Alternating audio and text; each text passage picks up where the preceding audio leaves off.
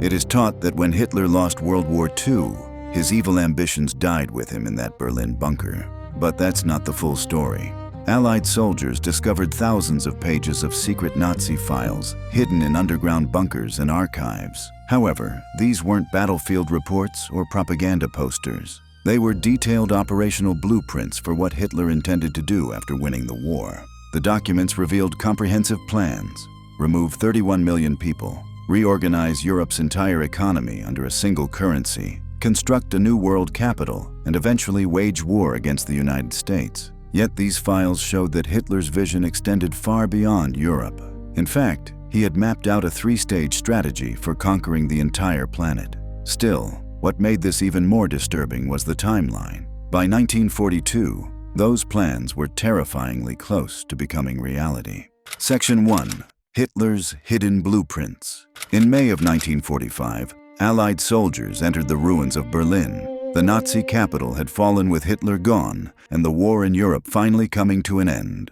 But as American and Soviet troops searched through bombed-out government buildings, they discovered something beyond battlefield orders and military directives. Hidden in underground bunkers and secret archives, they found thousands of pages of documentation. These weren't the ravings of a madman scribbled in the final days of defeat. They were comprehensive blueprints for a world that had almost come to exist. The discovery happened in stages over several weeks. In May 1945, American units from the First Army found initial caches of files in the Reich Chancellery basement. On May 2nd, Soviet soldiers uncovered more extensive records in Hitler's bunker complex over the following days. British intelligence teams located additional documentation in abandoned SS headquarters across Berlin. Each discovery revealed another piece of the horrifying puzzle. Some files had been stored in fireproof safes as if preserved for the future generation, while others were hastily stuffed into wooden crates, apparently prepared for evacuation that never occurred. A few were found half-burned in fireplaces, last-minute attempts to destroy evidence that failed. The sheer volume was staggering. Thousands upon thousands of pages, many stamped Reich Secret Matter or For Leaders Only. The documents weren't just kept in Berlin. Additional caches were found in abandoned government buildings across Germany and Austria in the weeks that followed. Some had been hidden in salt mines. Others were discovered in remote mountain retreats that Nazi leaders had used as wartime headquarters. These secret Nazi files revealed detailed schemes for what the Führer intended to do after winning the war. They contained specific numbers, precise timelines, and step-by-step strategies. The records showed that Nazi leaders had spent years carefully designing how they would reorganize the entire planet under German control. This was not vague aspiration. It was systematic operational planning. Among the captured Nazi archives, few discoveries were as horrifying as the plans unearthed within Generalplan Ost. These documents revealed a comprehensive blueprint for the extermination or deportation of more than 31 million people across Eastern Europe. Within their pages lay the outlines of a new economic order: one currency, one command economy, all controlled from Berlin, and long-term military strategies envisioning a future war against the United States. These plans defy belief. 31 million people marked for removal, forced labor or elimination. Entire populations reduced to numbers in service of a twisted racial ideal. To grasp the enormity of this plan is to understand the reasoning of mass elimination. These were not idle dreams confined to paper. Many of these schemes were already being implemented across occupied Europe before the war's end. This system of destruction was not only designed, it was already in motion. But these files revealed something even more disturbing than the scale of Hitler's ambitions. The records showed that Nazi planners had organized their blueprint for world domination into 3 specific categories. Each category had its own detailed documentation, its own timelines, and its own leaders responsible for implementation. The first category was military conquest. The captured archives contained the Führer's 3-stage strategy for taking over the world. Stage 1. Achieve complete German control of Europe from the Atlantic Ocean to the Ural Mountains in Russia. Stage 2. Extend Axis power across all of Africa. Stage 3. Fight a final battle to defeat and subjugate the United States of America. The second category was economic reorganization. In mid-1940, Walther Funk, who was Hitler's economics minister and the president of Germany's central bank, wrote a secret memorandum. The paper was titled Economic Reorganization of Europe. In it, Funk laid out detailed proposals for creating a unified European economic system under German control.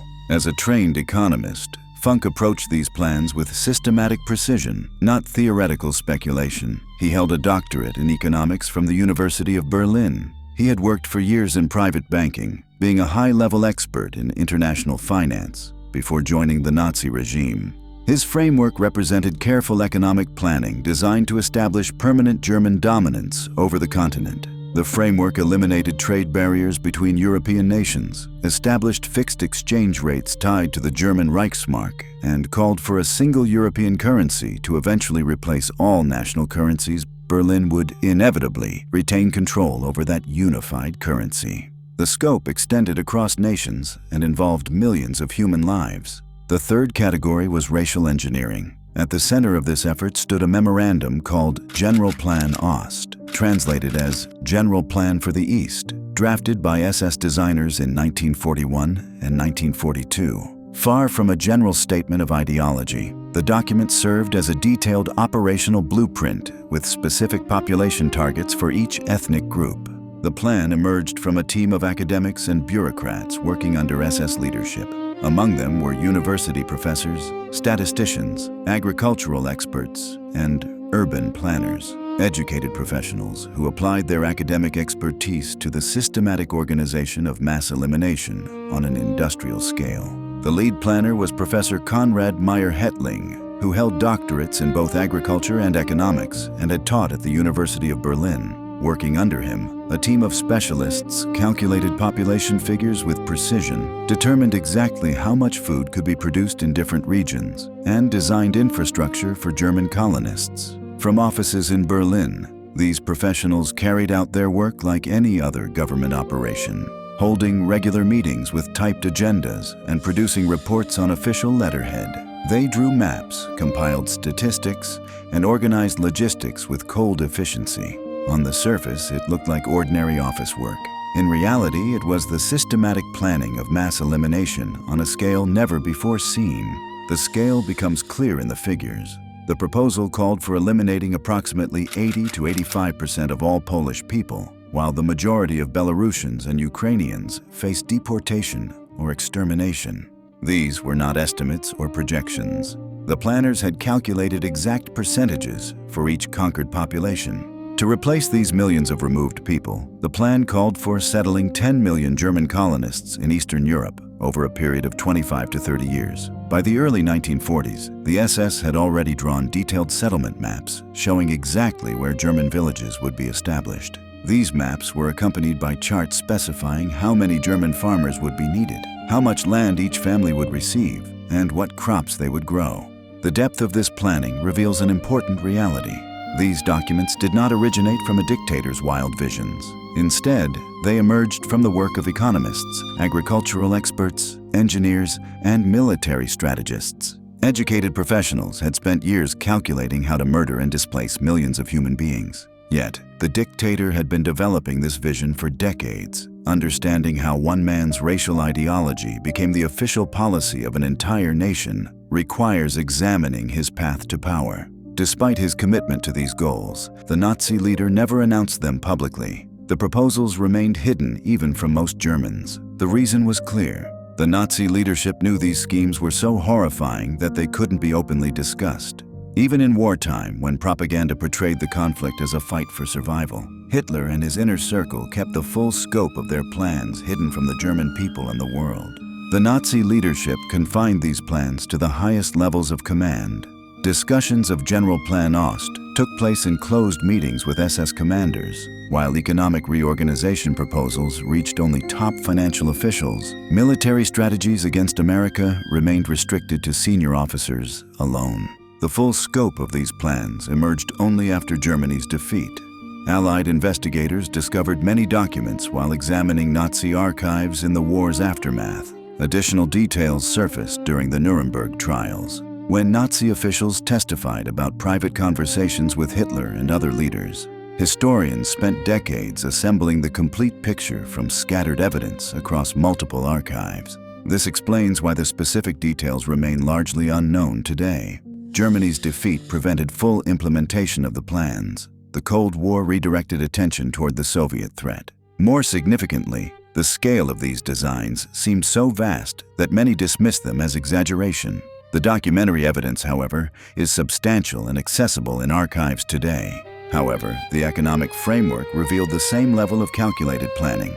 Albert Speer, Hitler's chief architect, created detailed blueprints for transforming Berlin into Welthauptstadt Germania, world capital Germania. Working from 1937 through 1943, Speer produced professional architectural drawings with precise measurements that revealed the regime's global ambitions in physical form. At the center of these plans stood the Volkshalle, or People's Hall. The massive domed building would rise more than 200 meters, 650 feet, into the sky, with an interior capable of holding 150,000 people for Nazi rallies and ceremonies. To understand the scale, St. Peter's Basilica in Rome could have fit entirely within this structure. The building would have dwarfed anything in New York City or any other world capital. Speer's designs extended beyond the dome itself. He planned a triumphal arch standing 120 meters high, double the height of Paris's Arc de Triomphe. A grand boulevard would stretch for miles through central Berlin, lined with government buildings designed to project Nazi power across the world. These were not merely plans on paper. Construction had already begun, and the evidence remains visible in modern Berlin. A massive concrete cylinder called the Schwerbelastungskörper, the heavy load-bearing body, still stands today, built by Nazi engineers in 1941 to test whether the ground could support the weight of their intended structures. Models of Speer's designs survived the war and exist in archives today, providing physical proof that this represented engineering in progress, not empty rhetoric. Behind the formal language concealed plans for mass destruction. Throughout Generalplan Ost, terms such as evacuation, resettlement, and transfer of populations appear repeatedly, phrases that suggest routine administrative procedures. Historians who examine these documents recognize them as code words meant to mask the systematic destruction of entire populations through cold, bureaucratic language. The reality behind these terms was clear. Evacuation meant forcing millions of people from their homes at gunpoint, while resettlement referred to deportation to harsh regions where people would likely die. Or immediate elimination, transfer of populations, described systematic ethnic cleansing on a scale never before attempted in human history. Some Nazi leaders stated the policy more directly. Martin Bormann, Hitler's private secretary and one of the most powerful men in Nazi Germany, left no room for misunderstanding. In documents introduced at the Nuremberg trials, prosecutors quoted Bormann's instructions regarding Slavic peoples in conquered territories. The Slavs existed to serve Germany as laborers, and those who weren't needed could be left to die. Heinrich Himmler, head of the SS and the main architect of Generalplan Ost, expressed even greater disregard for human life. When discussing Russian civilians dying during construction projects, Himmler stated that their lives mattered to him only insofar as the construction work for Germany was completed. Human lives held no value beyond their usefulness to Nazi goals, a principle embedded throughout the planning documents. The scope of these plans extended beyond Eastern Europe. Generalplan Ost specified that even some Western European populations faced potential mass elimination. Himmler spoke of eliminating up to 80% of the populations of Britain and France. If those nations resisted Nazi rule after conquest, even Western Europeans, whom the Nazis considered racially acceptable, faced potential destruction under these plans. While Generalplan Ost targeted the East, separate documents outlined the future of Western nations. The Nazi vision extended beyond population removal and displacement. Hitler sought to reshape European culture, education, and society entirely. Secret files included detailed proposals for education in conquered territories. In these documents, Martin Bormann issued directives stating that Slavic peoples should be kept purposefully uneducated. He wrote that education is dangerous for subject populations, adding that it would be enough if they can count to 100. The regime tested these policies during the war. In occupied Poland, Nazi authorities closed all universities and secondary schools while targeting tens of thousands of teachers, professors, priests, and other educated people for removal. The goal was clear: to eliminate any potential leadership among the Polish people. German children in the Reich, by contrast, would receive expanded education emphasizing Nazi ideology, military training, and racial theory. The Hitler Youth Organization would be exported across Europe, teaching young people in occupied countries to accept German superiority. This two-tier system, designed to separate rulers from subjects, was meant to last for generations. The captured records also revealed the Nazi timeline for implementing these plans. According to Generalplan Ost, the colonization of Eastern Europe would require 25 to 30 years to complete, while the Germania construction projects were planned to take 15 to 20 years after victory. Beyond these undertakings, the economic reorganization of Europe would unfold gradually as the Reich consolidated control over the continent. Hitler envisioned a long-term transformation. He was designing a methodical, generational project to remake the world. Understanding these detailed proposals requires understanding the man who created them and how his ideology developed over decades. The implementation had already begun during the war, proving these were not merely theoretical documents. Between 1942 and 1943, the SS carried out a pilot program for Generalplan Ost in the Zamość region of Poland. They forcibly removed more than 100,000 Polish people from their villages, then brought in German farmers from other parts of Europe to settle the emptied land. This pilot program served a specific purpose: to test whether the broader plan could work. Nazi officials needed to determine if they could remove large populations efficiently, whether German settlers would actually move to the new colonies, and what level of resistance they would face. The displacement programs had started even earlier. Throughout occupied Poland, the regime had already expelled more than 1.5 million Poles and Jews from Western areas by 1940, forcing them into crowded districts called the General Government, where living conditions were harsh.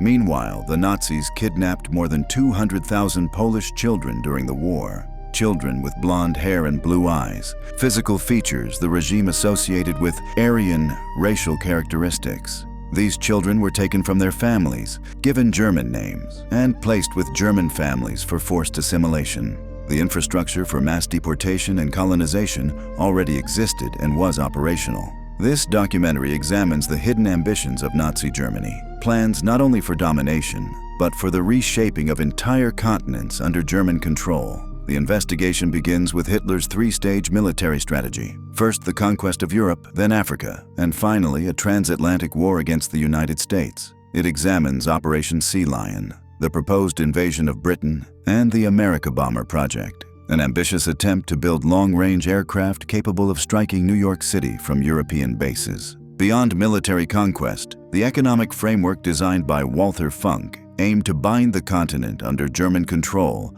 through a unified European economy and single currency that would channel every nation's resources toward German industry. Generalplan Ost provided the blueprint for population transformation through systematic ethnic cleansing, detailing which populations would be displaced, subjugated, or removed entirely, reducing human lives to mere percentages in pursuit of racial purity. Finally, the cultural vision. Albert Speer's massive architectural designs for Germania, the education policies intended to suppress critical thought among conquered peoples, and the training of German youth to see themselves as rulers of a new global order. By 1942, the Reich controlled most of Europe. Economic exploitation had begun. Pilot programs for population transfer were underway. If just a few battles had turned out differently, if a few strategic decisions had been made otherwise, the blueprint might have become reality. Yet understanding how Nazi ideology evolved from vague ideas into these detailed operational proposals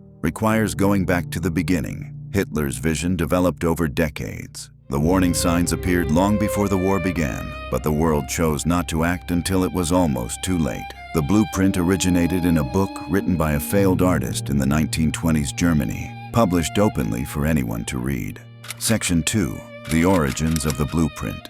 The story begins in 1925, when Adolf Hitler was an unknown political figure sitting in Landsberg prison following a failed attempt to overthrow the German government. While serving his sentence, he wrote a book called Mein Kampf, which means My Struggle in English. Published in 2 volumes in 1925 and 1927, this book laid out Hitler's fundamental ideology, explaining his hatreds, his ambitions, and his vision for Germany's future, and it was available in bookstores across Germany for anyone to buy.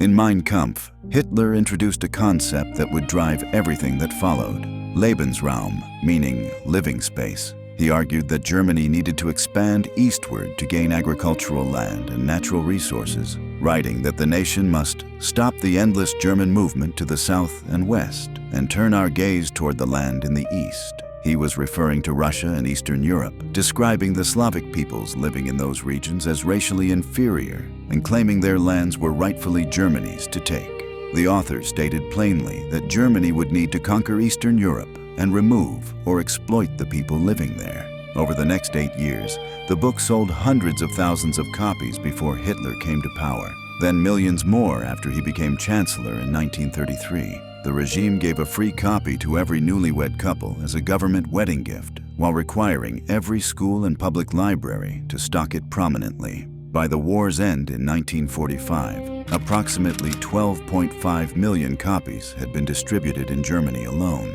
Foreign editions circulated widely in English and French by 1933. While Mein Kampf was published openly for the world to read, the documents discovered in Berlin in May 1945 revealed something far more disturbing. Hitler's published ideology had been transformed into detailed operational blueprints. The secret files contained specific timelines, precise population targets, economic integration schedules, and step-by-step implementation plans. What had been dismissed as extremist rhetoric in a published book had become systematic operational planning hidden in fireproof safes. Yet, despite this widespread availability, foreign governments dismissed it entirely. They translated and analyzed the book.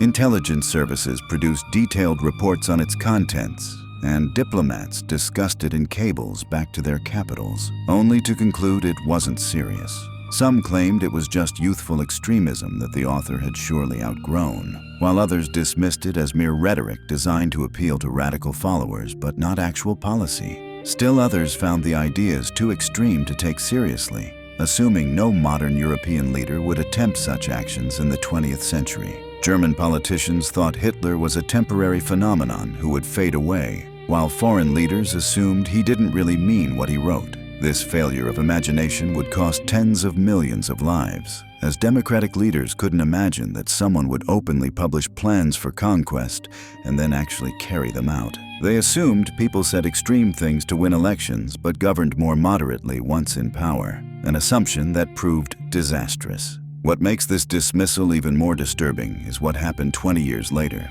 On April 29, 1945, as Soviet troops closed in on his underground bunker in Berlin, Hitler dictated his final testament to his secretary, Traudl Junge. According to historian Ian Kershaw's comprehensive biography of Hitler's final years, these were his last words to posterity. The testament denied any German responsibility for the war, instead blaming international statesmen of Jewish descent or those working for Jewish interests. It declared that the ruins of German cities would forever stand as monuments to hatred against international Jewry and its helpers. The document concluded by commanding future German leadership to maintain strict observance of racial laws and continue merciless resistance against what it called the universal poisoner of all peoples.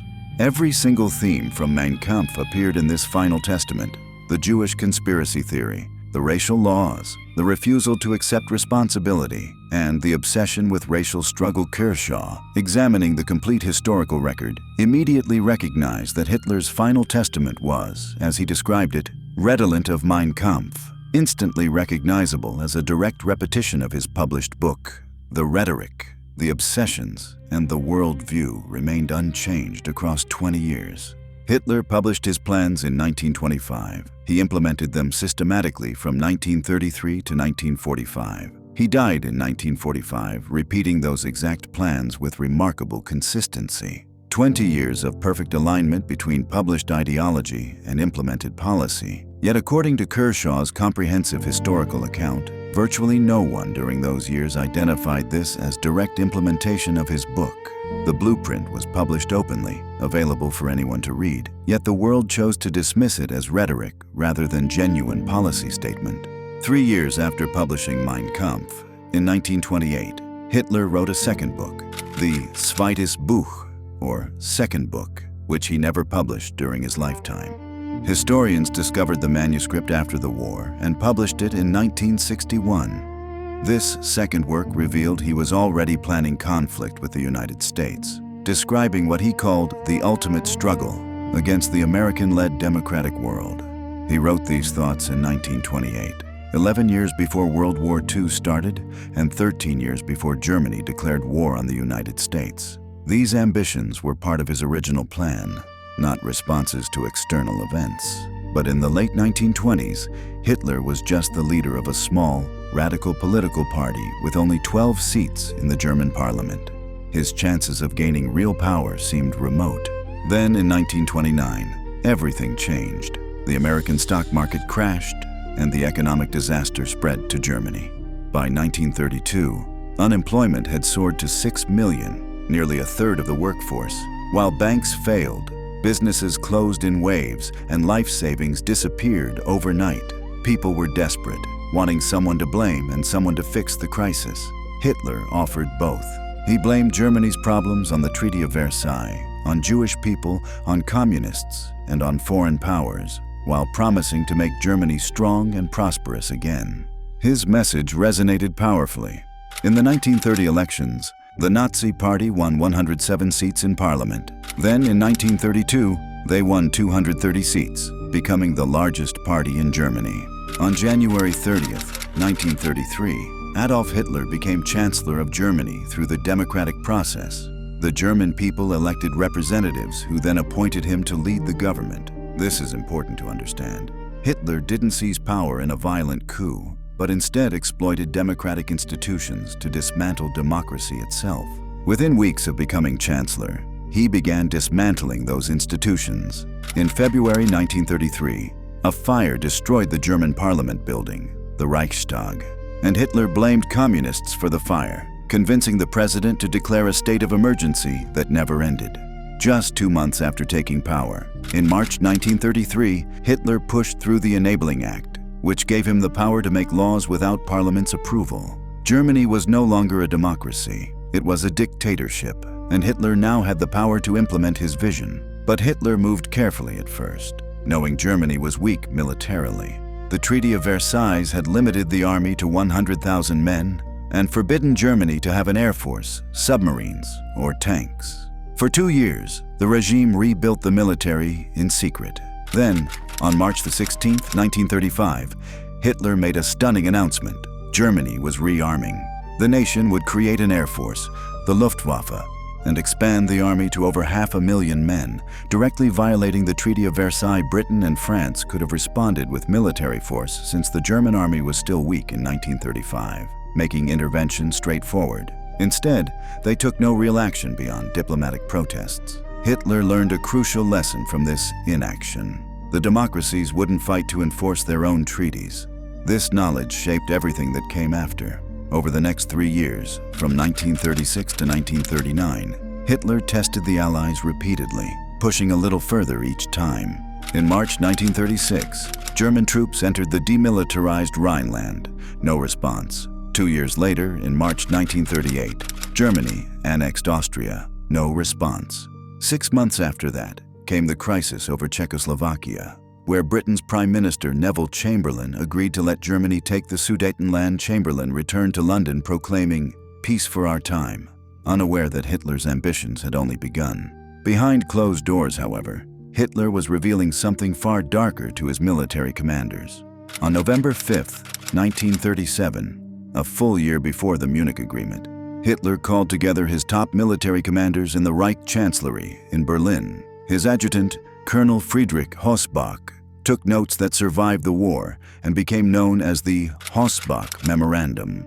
At this meeting, Hitler laid out his plans for war, saying Germany must gain living space by 1943 to 1945 at the latest, while telling his generals that Germany would need to conquer Czechoslovakia and Austria as first steps. The Hossbach Memorandum shows Hitler's 1937 war plans, proof that Germany's actions followed a predetermined strategy. But the world didn't know about this secret meeting. To outsiders, Hitler's moves still seemed like legitimate adjustments to unfair treaty terms. That illusion shattered in March 1939, when German troops occupied the rest of Czechoslovakia.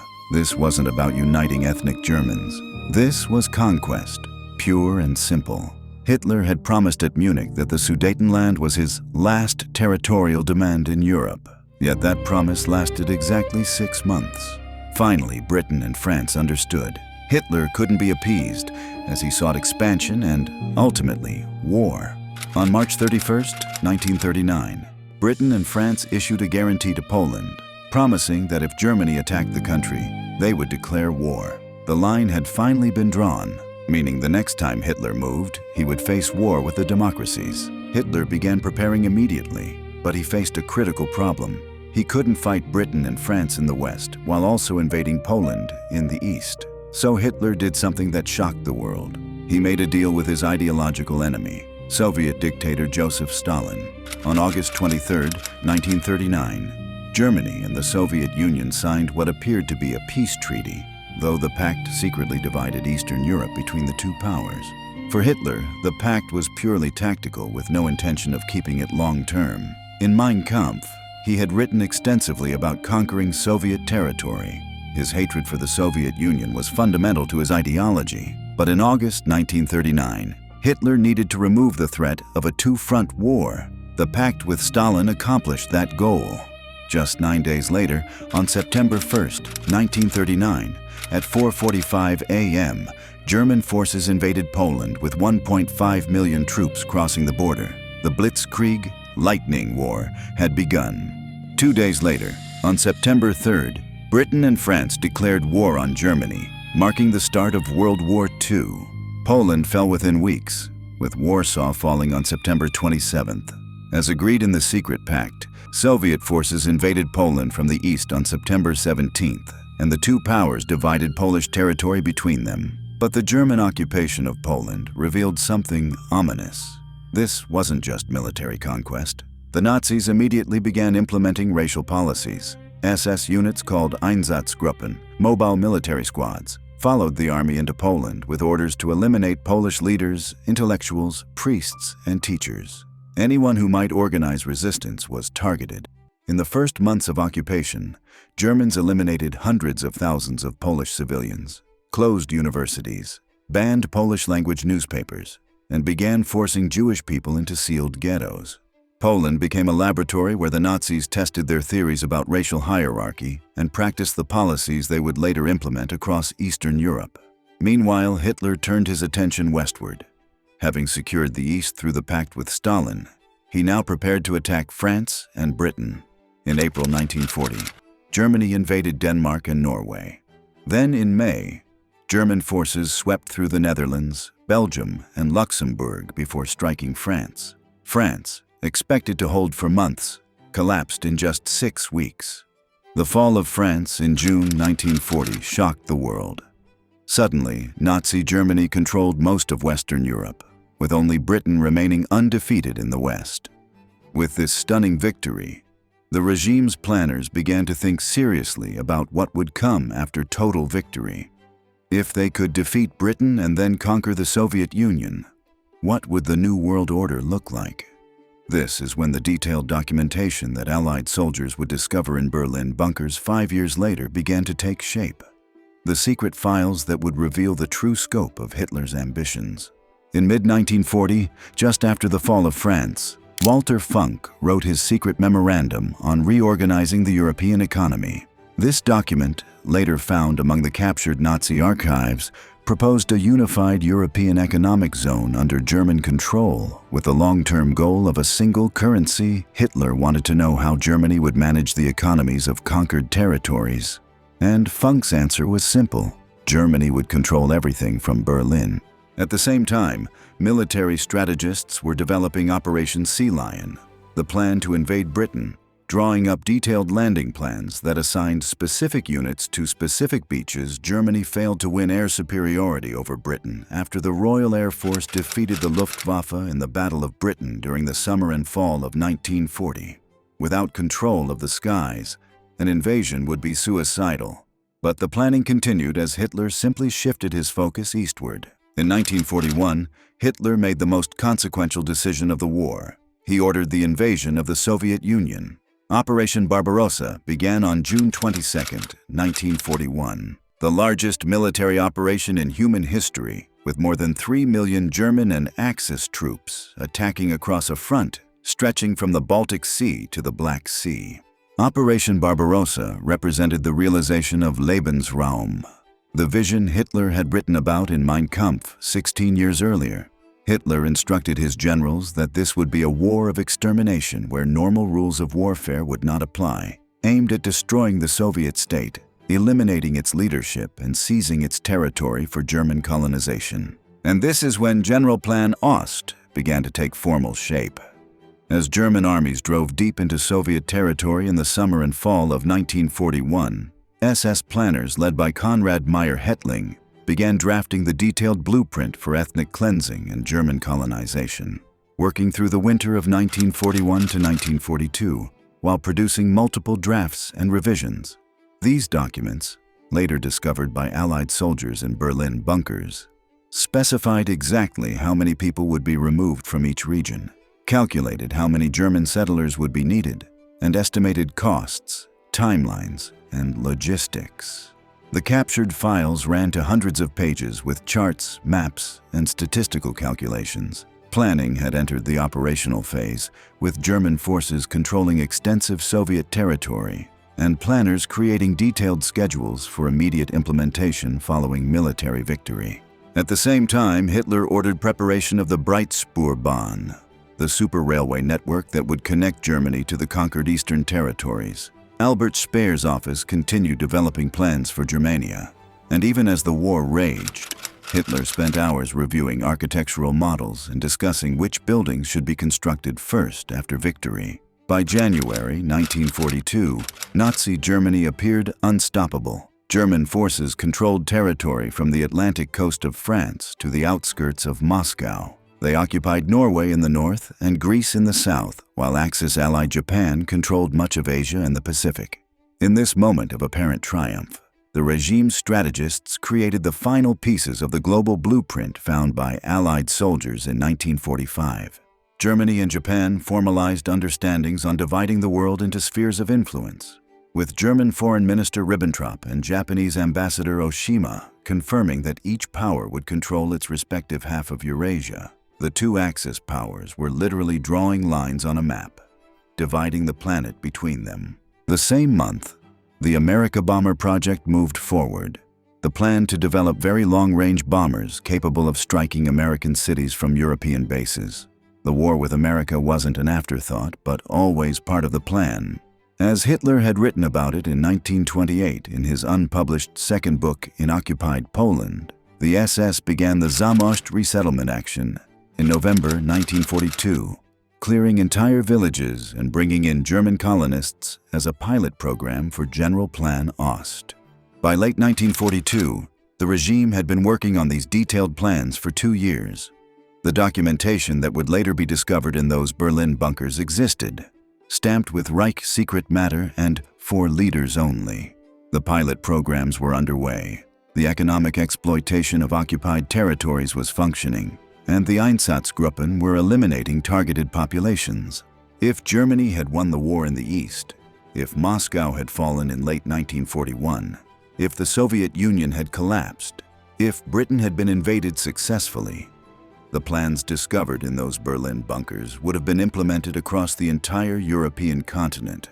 The infrastructure was ready, the personnel were trained, the procedures were tested, and all that was missing was final military victory. From Mein Kampf in 1925 to the secret files of 1942, Hitler's vision became increasingly concrete, increasingly detailed, increasingly close to implementation. The blueprint existed, the timeline was set, and the machinery was in motion. Section 3. Generalplan Ost and the New Order. Among the most horrifying discoveries in the captured Nazi archives were 3 massive planning efforts that revealed the full scope of Nazi ambitions for reshaping Europe. These documents, found in underground bunkers and abandoned SS headquarters across Berlin, provided detailed operational blueprints that turned ideology into systematic planning. The captured planning documents showed meticulous detail. The files discovered in Berlin contained detailed settlement maps, professional cartography showing exactly where each German village would be built, with precise coordinates and land allocations. These weren't rough sketches, but completed plans ready for implementation, waiting only for final military victory.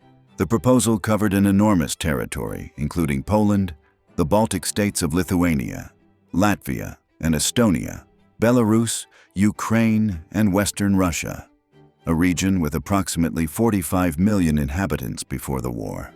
To understand the geographic scope, this territory stretched from the Baltic Sea in the north to the Black Sea in the south, covering over 1,000 miles, while extending from Poland's border with Germany all the way to the Ural Mountains in Russia, roughly 1,500 miles. This was an area larger than Western Europe, containing some of the most fertile agricultural land on the planet. The Nazi planners had studied maps extensively, cataloging every major city, railroad line, navigable river, and agricultural region with careful precision. More importantly, they understood what the land could provide. The best farmland was identified, mining locations were marked, and rivers that could generate power were noted. This represented thorough research by experts in land management and resource use. The planners also studied historical settlement patterns going back centuries, examining where Germanic peoples had lived in medieval times while trying to justify their claims by reaching back to ancient history. They created complicated theories dressed up as science about which lands were naturally suited for German settlement. The SS planners calculated that up to 31 million people living in these territories would need to be removed. That's roughly the entire current population of California, Oregon, and Washington combined. And the Nazis intended to remove that many people from their homes. The documents were disturbingly specific about who would be removed and how. Nazi strategists divided populations into categories, then assigned each group a percentage for elimination. For Polish people, Nazi intentions aimed to eliminate around 80 to 85% of the population, while the majority of Belarusians faced removal or death. Similarly, most Ukrainians were marked for deportation or elimination, with the papers listing each ethnic group alongside its assigned fate. SS planners had calculated exactly how many people lived in each region, determined how many were racially valuable and could be Germanized, figured out how many could be used as forced labor, and identified how many were excess population marked for elimination. SS statisticians obtained census data from every occupied territory, then broke down populations by ethnicity using Nazi racial classifications. Each group's supposed racial value was assessed based on physical features like hair color, eye color, and facial structure, fake science that they treated as serious analysis. For each ethnic group, they calculated specific percentages. The planners determined how many could be Germanized, meaning they looked German enough to be absorbed. After being stripped of their language and culture, they assessed how many were strong enough for forced labor, and how many were considered excess population, marked for removal. This business-like approach allowed people to participate while staying emotionally distant from the reality of what they were planning. The calculations extended to every population in the occupied territories. The entire Jewish population of Eastern Europe, between 5 and 6 million people, was to be completely removed, with the Generalplan Ost records referring to this as the Jewish question being solved. Even some Western European populations were included in later versions, as Heinrich Himmler discussed plans to eliminate up to 80% of British and French populations if those nations resisted German rule after being conquered. To put this in perspective, imagine clearing out the entire state of Texas, every city, every town, every farm, with 8 out of 10 people removed, then replaced with settlers from another country taking over the emptied land. That's what the Nazis intended across an area the size of half the United States. But Generalplan Ost wasn't only about removal. The plan included a second component: German colonization. The plan called for settling 10 million German colonists in the emptied territories over 25 to 30 years. These settlers would come from Germany proper and from ethnic German communities scattered across Eastern Europe, with each German family receiving a farmstead taken from the previous inhabitants. The SS had calculated exactly how much land each family needed to be self-sufficient, determined what crops should be grown in different regions, and figured out how many villages were needed, and where they should be located. These villages would not be scattered randomly across the conquered territories. The planners organized them according to a rigid system. The settlement structure followed a precise hierarchy based on central place theory developed by geographer Walther Funk in the early 1930s. At the top stood major cities, followed by county towns, then main villages, and finally, ordinary villages. Each level served specific functions within a planned economy designed to bind the entire territory together. The basic settlement unit was the local group, designed to house between 4,000 and 5,000 residents. Planning documents specified that each local group would be self-contained and surrounded by permanent greenery, containing 3 housing types: tenement houses, owner-occupied homes, and economic settler offices. Community buildings would occupy the center of each settlement, receiving what planners called the same privileged position in the city as the churches in the Middle Ages. For larger settlements, specifications called for small towns of 15,000 to 20,000 inhabitants. Villages would be established within a 10-kilometer radius around these towns, creating what planners termed settlement pearls. These communities would serve 2 primary functions: agricultural production to supply the Reich, and military security through stationed troops. Each village would operate under a settlement leader, responsible for maintaining community cohesion, extending Nazi Party control down to the village level. The planners created detailed maps showing the proposed settlements, which can be viewed today in archives with dots representing intended German villages stretching from Poland eastward to the Volga River in Russia. These weren't crude sketches, but professional work by trained map makers and city planners, showing precisely where each German village would be built, the exact coordinates, the number of families to settle there, and the amount of land each family would receive. Land allocations were specific. Each German family would receive between 75 and 100 acres. Crop selection for each region was based on farming surveys and soil analysis. Beyond settlements, the maps showed planned infrastructure with roads connecting the communities, while schools, churches, post offices, and police stations were all included. The SS planners designed entire communities from scratch, complete with town centers, market squares, and government buildings. Even the architectural style was planned, with houses to be built in traditional German styles from Bavaria, Saxony, or other regions, transplanting German culture onto conquered land. The goal was to make German colonists feel they were in Germany rather than in a foreign territory they had taken over. Beyond the standard settlements, certain regions had special designations. The Crimean Peninsula on the Black Sea would be renamed Gotenland, Gothic land, and turned into a German resort area and farming region, while the area around Odessa on the Black Sea coast would become another major German settlement zone.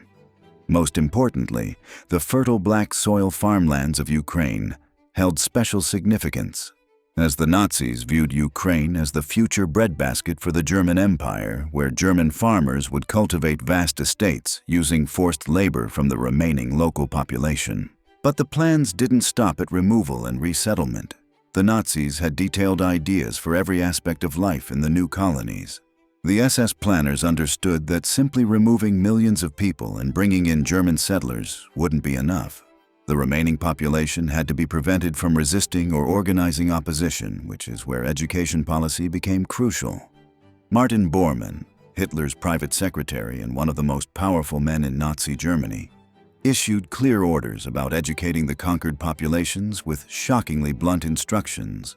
Bormann wrote that education was dangerous for subject peoples, stating that teaching them to count up to 100 was sufficient, with an education making them useful servants for Germany being acceptable at most.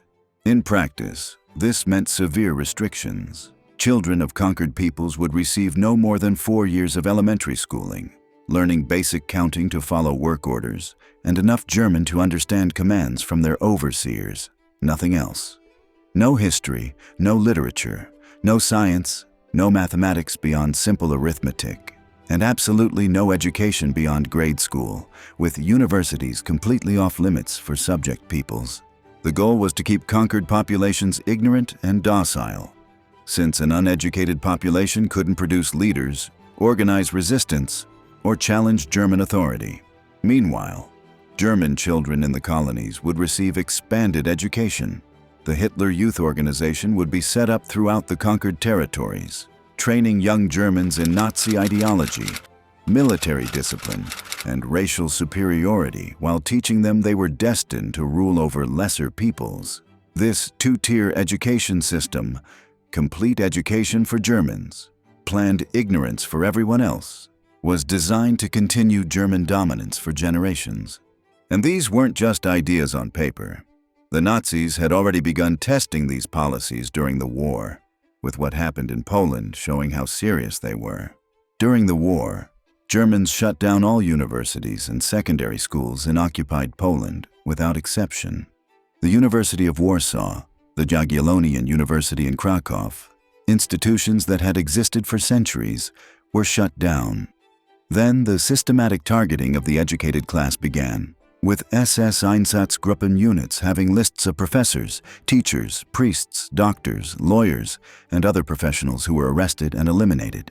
Hundreds of thousands of Polish intellectuals and civilians were lost in the first months and years of occupation, with the goal being exactly what Bormann had written about: eliminate anyone who could lead resistance or organize opposition. In the Zamość region of Poland, the SS conducted a pilot program between November 1942 and August 1943, a test run for the larger Generalplan Ost. The Zamość action provides a detailed case study of how Generalplan Ost would have worked on a continental scale, with SS records from the operation still existing to show historians exactly how the process worked. The SS began by selecting specific villages with the best farmland and most favorable locations. At dawn, armed troops would surround a village and order all inhabitants to assemble in the village square within 30 minutes, bringing only what they could carry, with anyone who resisted or tried to hide being shot immediately. Families were separated, with the SS classifying people on the spot using their racial criteria.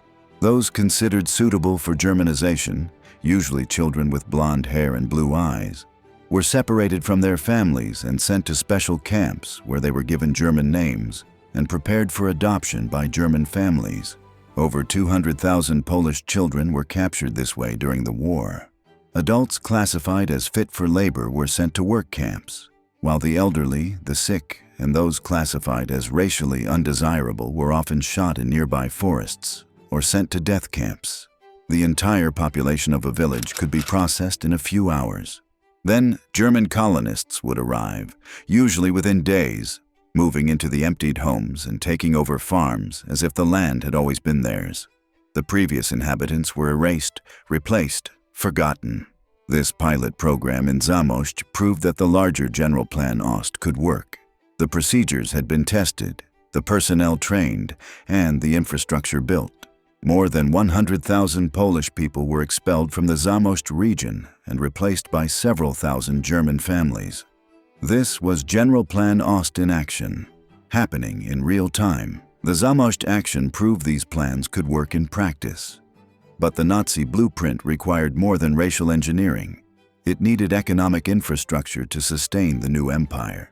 To understand how the regime planned to finance and organize their conquered territories, we need to step back to 1940, when Hitler's economics minister began designing the financial framework for continental domination. The second major document found among the secret files detailed the economic reorganization of Europe. Walther Funk, the Reich's economics minister and president of the Reichsbank, Germany's central bank, created this framework in mid-1940. This memorandum, discovered by Allied investigators in the Nazi archives, outlined how the continent would become a single economic system controlled by Berlin. Shortly after France fell, Hitler asked Funk to create a blueprint for managing Europe's economy after total victory. Funk's secret memo, Economic Reorganization of Europe, outlined how the continent would become a single economic system controlled by Berlin through sophisticated integration rather than crude exploitation. The plan called for combining all European countries into a Großraumwirtschaft, large economic space, eliminating trade barriers while assigning each nation specialized production roles to serve German industry. Production would be divided by region: Czechoslovakia for weapons and machinery, France for locomotives and luxury goods, Poland and Ukraine for coal and grain, and Scandinavia for iron ore and timber. Berlin would be at the center, controlling the flow of goods and capital, with German-manufactured products flooding European markets, while other nations essentially became suppliers and consumers for German industry. But the most important part of Funk's framework concerned currency and monetary policy. The memo proposed that all European currencies would have fixed exchange rates tied to the German Reichsmark, with the Reichsmark becoming the dominant currency for international trade within Europe in the short term. In the long term, and Funk was explicit about this, the proposal called for creating a single European currency that would eventually replace all the separate national currencies. In 1940, Nazi strategists were explicitly proposing a unified European currency, describing in detail how it would work, how it would be managed, and how it would be introduced gradually over time. Of course, the Reich would control this unified currency, with the central bank managing it located in Berlin under German supervision. Beyond currency control, the economic blueprint detailed exactly where the Reich would extract the resources needed to sustain its empire. Ukraine and the Black Sea regions were designated as the farming heartland, with the Nazis calling Ukraine the breadbasket of Europe, where its fertile soil and vast farmlands would supply grain, vegetables, and other crops to feed the German population and army. The Caucasus region, between the Black Sea and Caspian Sea, was crucial for its oil fields since Germany lacked significant domestic oil production. Controlling the Caucasus oil would free the Reich from dependence on foreign supplies and provide fuel for industry and military. Polish and Balkan territories had extensive coal mines and metal ore deposits. French and Swedish iron ore would support German steel production, while Ukraine had deposits of nickel and manganese, essential for manufacturing weapons and industrial equipment. The captured documents also revealed the regime's agricultural exploitation strategy. Among the files found in Berlin were planning memos from the Reich Food Ministry and Armed Forces High Command, detailing what they termed the hunger strategy. This became known as the Hunger Plan, and it represented the darkest part of the economic blueprint. In 1941, Nazi economic strategists calculated that they couldn't feed both Germany and the Soviet population while fighting a war. So they made a calculated decision to seize food from Soviet territories for German use, even if it meant millions of Soviet civilians would starve. The planners estimated that 30 million or more Soviet citizens would starve to death under this policy. They documented these projections in official memos and determined the losses acceptable. Before the invasion of the Soviet Union even began, the hunger strategy was already taking shape in occupied Poland.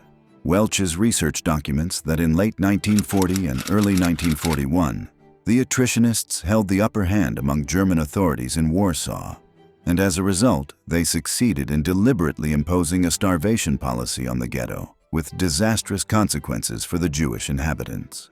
As the commissar of the Warsaw Ghetto, Heinz Auerswald, cynically noted in his leap year May report for 1941, the food shortage had already grown into a famine. This served as a testing ground for the policies that would soon be applied on a much larger scale. Then, in spring 1941, the Reich Food Ministry and the Armed Forces High Command formalized what historian Stephen R. Welch has termed the hunger strategy for the upcoming invasion of the Soviet Union. A statement from early May 1941 laid out the logic with brutal clarity. The war could only be continued if all armed forces were fed by Russia in the third year of war, and as a result, many millions of people would inevitably perish from lack of food if the Reich took the necessary resources from the country. Just weeks later, an Economic Staff East document prepared on May 23, 1941 painted an even grimmer picture of the mass starvation and depopulation planned for Soviet regions.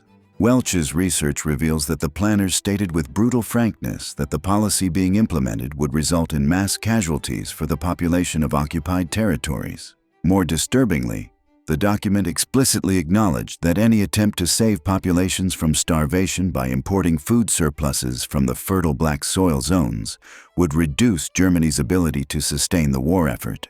The conclusion was stark. Attempting to save the population from starvation would be at the expense of supplies to Europe and would reduce Germany's power to hold out in the war. More troubling still, international law explicitly required occupying forces to feed civilian populations. The planners dismissed this outright. Alfred Rosenberg, Reich Minister for the occupied Eastern Territories, explicitly rejected the notion that Germany had any obligation toward the peoples it was subjugating. He stated that German interests alone were paramount, declaring that the job of feeding the German people came first without doubt and at the top of Germany's claims on the East, and that the Reich saw absolutely no reason for any obligation on their part to feed the Russian people with the products of that surplus territory. 3 weeks after Operation Barbarossa began on June 22, 1941, Hermann Göring spelled out the distribution priorities with chilling precision. Welch's documentation shows that Göring made clear a graduated scale of food allocations was needed. First in line were German troops in enemy territory, then the remainder of troops in enemy territory, then troops stationed at home, followed by the German non-military population, and only then came the population of occupied territories. The planners went further still, outlining specific methods to achieve their goals. One document detailed the strategy for scooping off the agricultural surplus in Ukraine for the purpose of feeding the Reich, stating this was only feasible if traffic in the interior of Ukraine was diminished to a minimum. The attempt would be made to achieve this through what they termed the annihilation of superfluous eaters, meaning Jews and the population of Ukrainian big cities who did not receive any supplies at all, by extreme reduction of the rations allocated to Ukrainians in the remaining cities, and by decrease of food for the farming population. By early July 1941, Hitler himself gave complete support to this policy of maximum exploitation and minimum concern for the population of occupied territories. On July 8th, General Franz Halder noted that Hitler indicated his firm decision to level Moscow and Leningrad, and then make them uninhabitable to relieve the necessity of having to feed the populations through the winter, as Welch observes. This evidence amply justifies the judgment that the economic and military leadership of the Third Reich advocated a radical policy of exploitation that was based on the need for the extermination of millions of people. As the months progressed, the implementation proved catastrophic.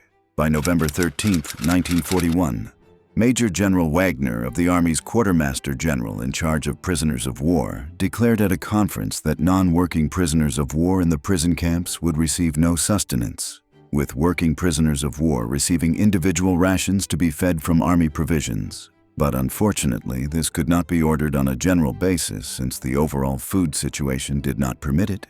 This policy guaranteed that the casualty rate among the prisoners would be extraordinarily high. Just 1 month later, in December 1941, Major General Lakoff noted in his report on the fate of superfluous eaters that the loss of thousands of Soviet POWs during the winter was to be expected.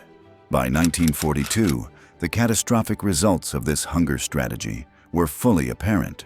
Military reports from that year indicated that German insistence on the annihilation of superfluous eaters helped foster famine conditions which afflicted large numbers of the Soviet population. A Rear Army group reported that the population was afflicted by hunger and was therefore under pressure to wander around the countryside to barter for foodstuffs, noting that the German Wehrmacht had done nothing to guarantee the nourishment of the civilian population. But this was still not the worst of it. Soviet prisoners of war faced the hunger strategy in its purest form. Historian Christian Streit has estimated that approximately 2 million out of 3.3 million Soviet POWs captured by the Germans were deliberately deprived of food or eliminated. Streit's research demonstrated that, in the run-up to the invasion of the Soviet Union, the German military leadership made virtually no preparations for dealing with the massive numbers of prisoners of war expected to come under German control during Operation Barbarossa.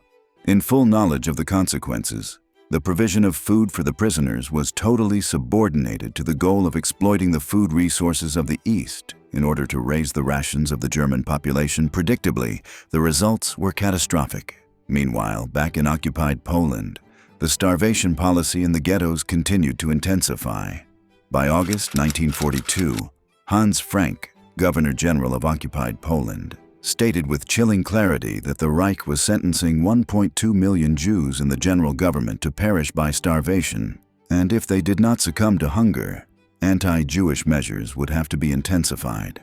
Historian Israel Gutman has documented that 112,463 persons perished in the two ghettos of Lodz and Warsaw from starvation and disease over the space of 2 years, representing 20% of the population that was lost in that time.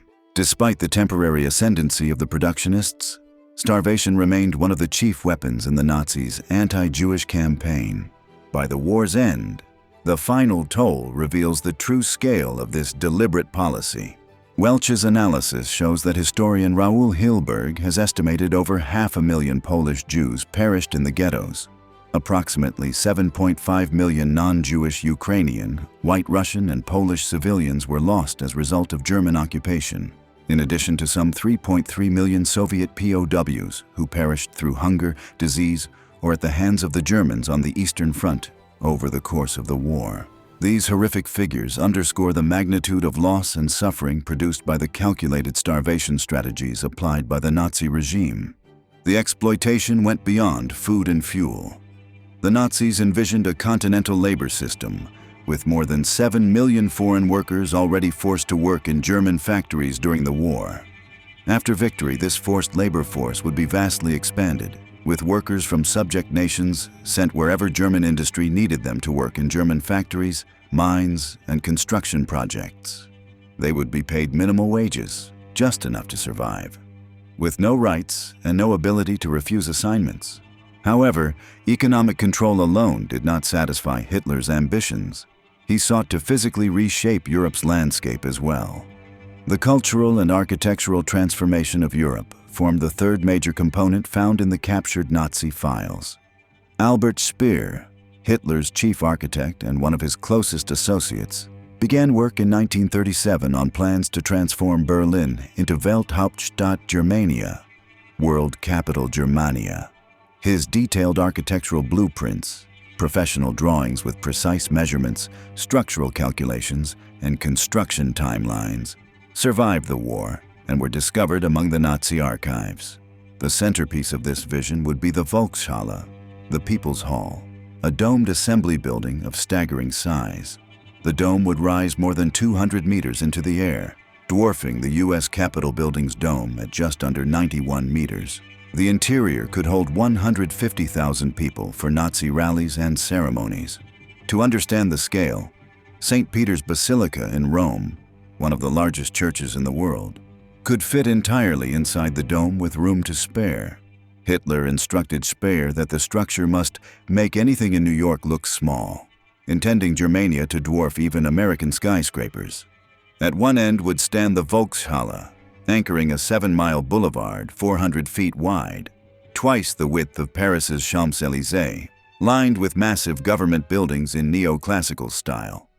At the opposite end of the axis would stand a triumphal arch 120 meters tall, nearly 400 feet, twice the height of the Arc de Triomphe in Paris. Inscribed with the names of all German soldiers lost in World War I, Germania would symbolize a new world order through these monuments to German power. Critically, construction had already begun. In 1941, Nazi engineers built a massive concrete cylinder in Berlin called the Schwerbelastungskörper, the heavy load-bearing body. Weighing 12,000 tons and still standing today, engineers built it to test whether the ground could support the weight of the intended massive buildings. Meanwhile, stone was being quarried for the project by concentration camp prisoners under brutal conditions, while sections of Berlin were cleared to make room for the new construction. Hitler's commitment to this vision remained unwavering throughout the war. He spent hours reviewing architectural models with Speer, and even as battles raged across Europe, he continued to discuss which buildings should be built first, what materials should be used, and how the finished capital would look.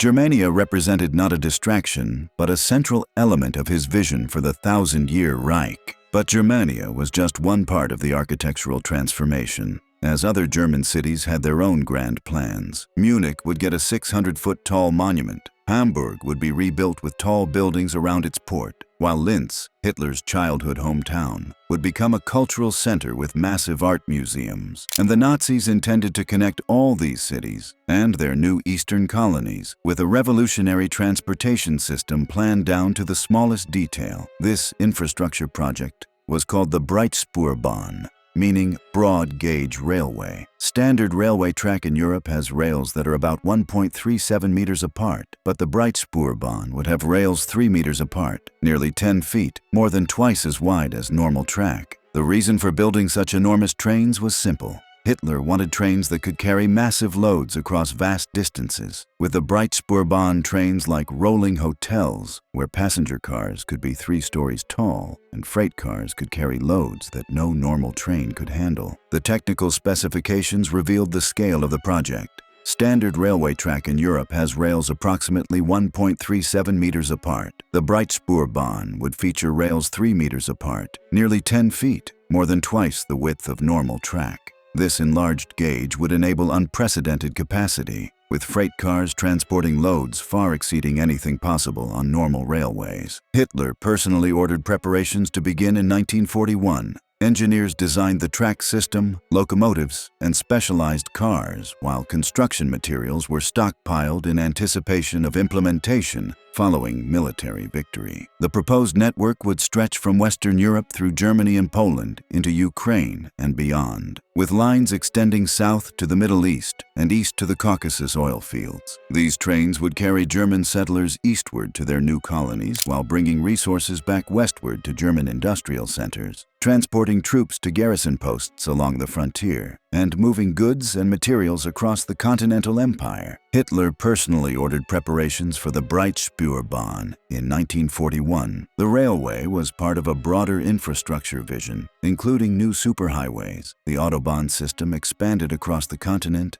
along with massive canal systems to transport goods by water and modern airports for every major city. All of this infrastructure was meant to serve 2 purposes: economic exploitation of the conquered territories and permanent control by moving German settlers, soldiers, and resources quickly across huge distances. The economic and architectural plans operated on similar long-term schedules. Funk's framework called for immediate measures like seizing gold reserves and controlling currencies, while the full unified European economy would develop over a decade or more. Germania and the other architectural projects had 15 to 20-year timelines, with Speer calculating that the main structures in Berlin could be completed by the early 1960s if work began immediately after victory. The Breitspurbahn construction would take at least 10 years to complete the main lines. These were the 3 main components of the Nazi blueprint for Europe: the racial engineering of Generalplan Ost, the economic integration under Funk's framework, and the cultural transformation symbolized by Germania.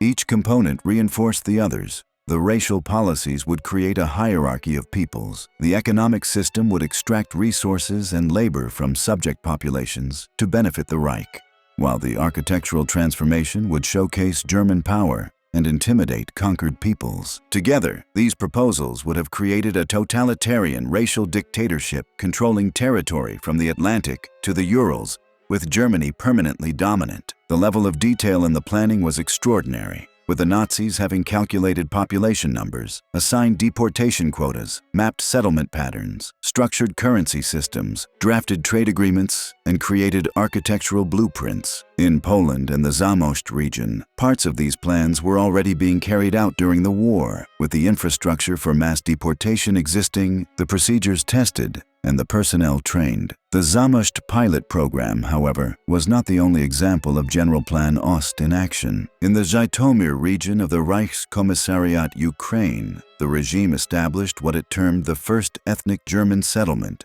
codenamed Hegewald. This project demonstrated how Generalplan Ost would function in practice, providing concrete evidence that the captured files represented operational plans rather than theoretical speculation. Preparations for Hegewald began well before the formal settlement campaign. Between October 1941 and July 1942, The Todt organization constructed military headquarters in the Zhytomyr area. Hitler maintained a compound called Werwolf at Eichenhain. Himmler's headquarters occupied the site of a former Soviet military airfield. The organization built 2 bunkers and repaired existing barracks. The facility included 2 airfields, large military training facilities, over 20 houses, shops, warehouses, and other buildings. Then, on September 16, 1942, Himmler delivered a speech at field headquarters explaining his broader vision for the security, resettlement, and transformation of occupied Ukrainian territories. The plan called for bringing 43,000 Volhynian Germans living in western central Ukraine, along with Black Sea Germans, to the Zhytomyr district. They would be accommodated in 3 main settlement areas. Himmler stated that the ideal size for new towns would be 15,000 to 20,000 inhabitants, with villages built within a 10-kilometer radius around the towns. The planning department within the Reich Commission for the Strengthening of the German Race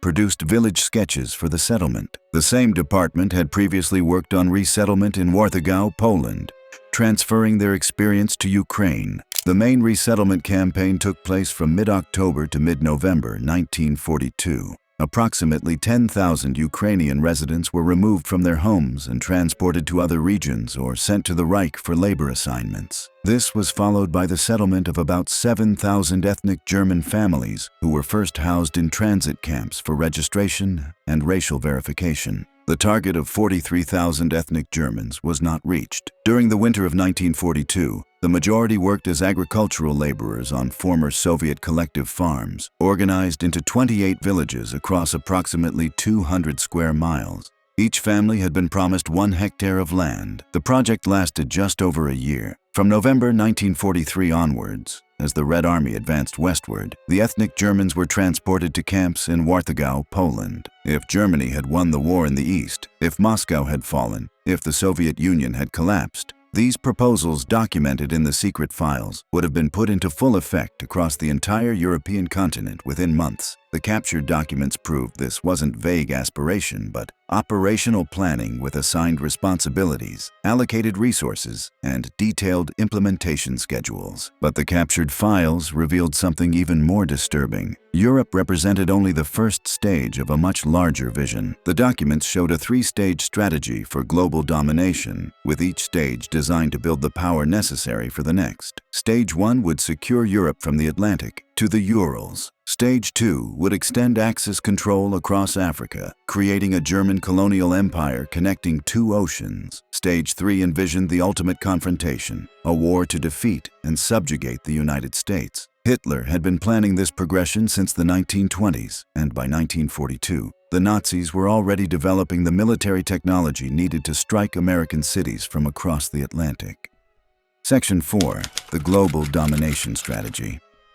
Europe represented only the first stage of Hitler's vision. The secret files discovered in Berlin revealed a 3-stage strategy for world domination. Among the captured Nazi archives, Allied investigators found operational proposals for all 3 stages, each with detailed planning documentation. Each stage is built on the previous one with specific goals, assigned resources, and detailed plans. These weren't 3 separate, unrelated efforts, but connected stages in a single strategy, with each designed to create the conditions necessary for the next success at each level, would provide the resources, strategic position, and military power needed to attempt the next level. The Nazi leadership understood they couldn't challenge America and the British Empire at once. Germany in the 1930s lacked the strength for immediate global domination and needed to build power gradually, securing each region before moving to the next target. This sequential approach also reduced the risk of facing too many enemies at once. By defeating European powers first, Germany would eliminate potential allies that America might rely on, while controlling African resources would provide the raw materials needed for a prolonged global conflict. Only then,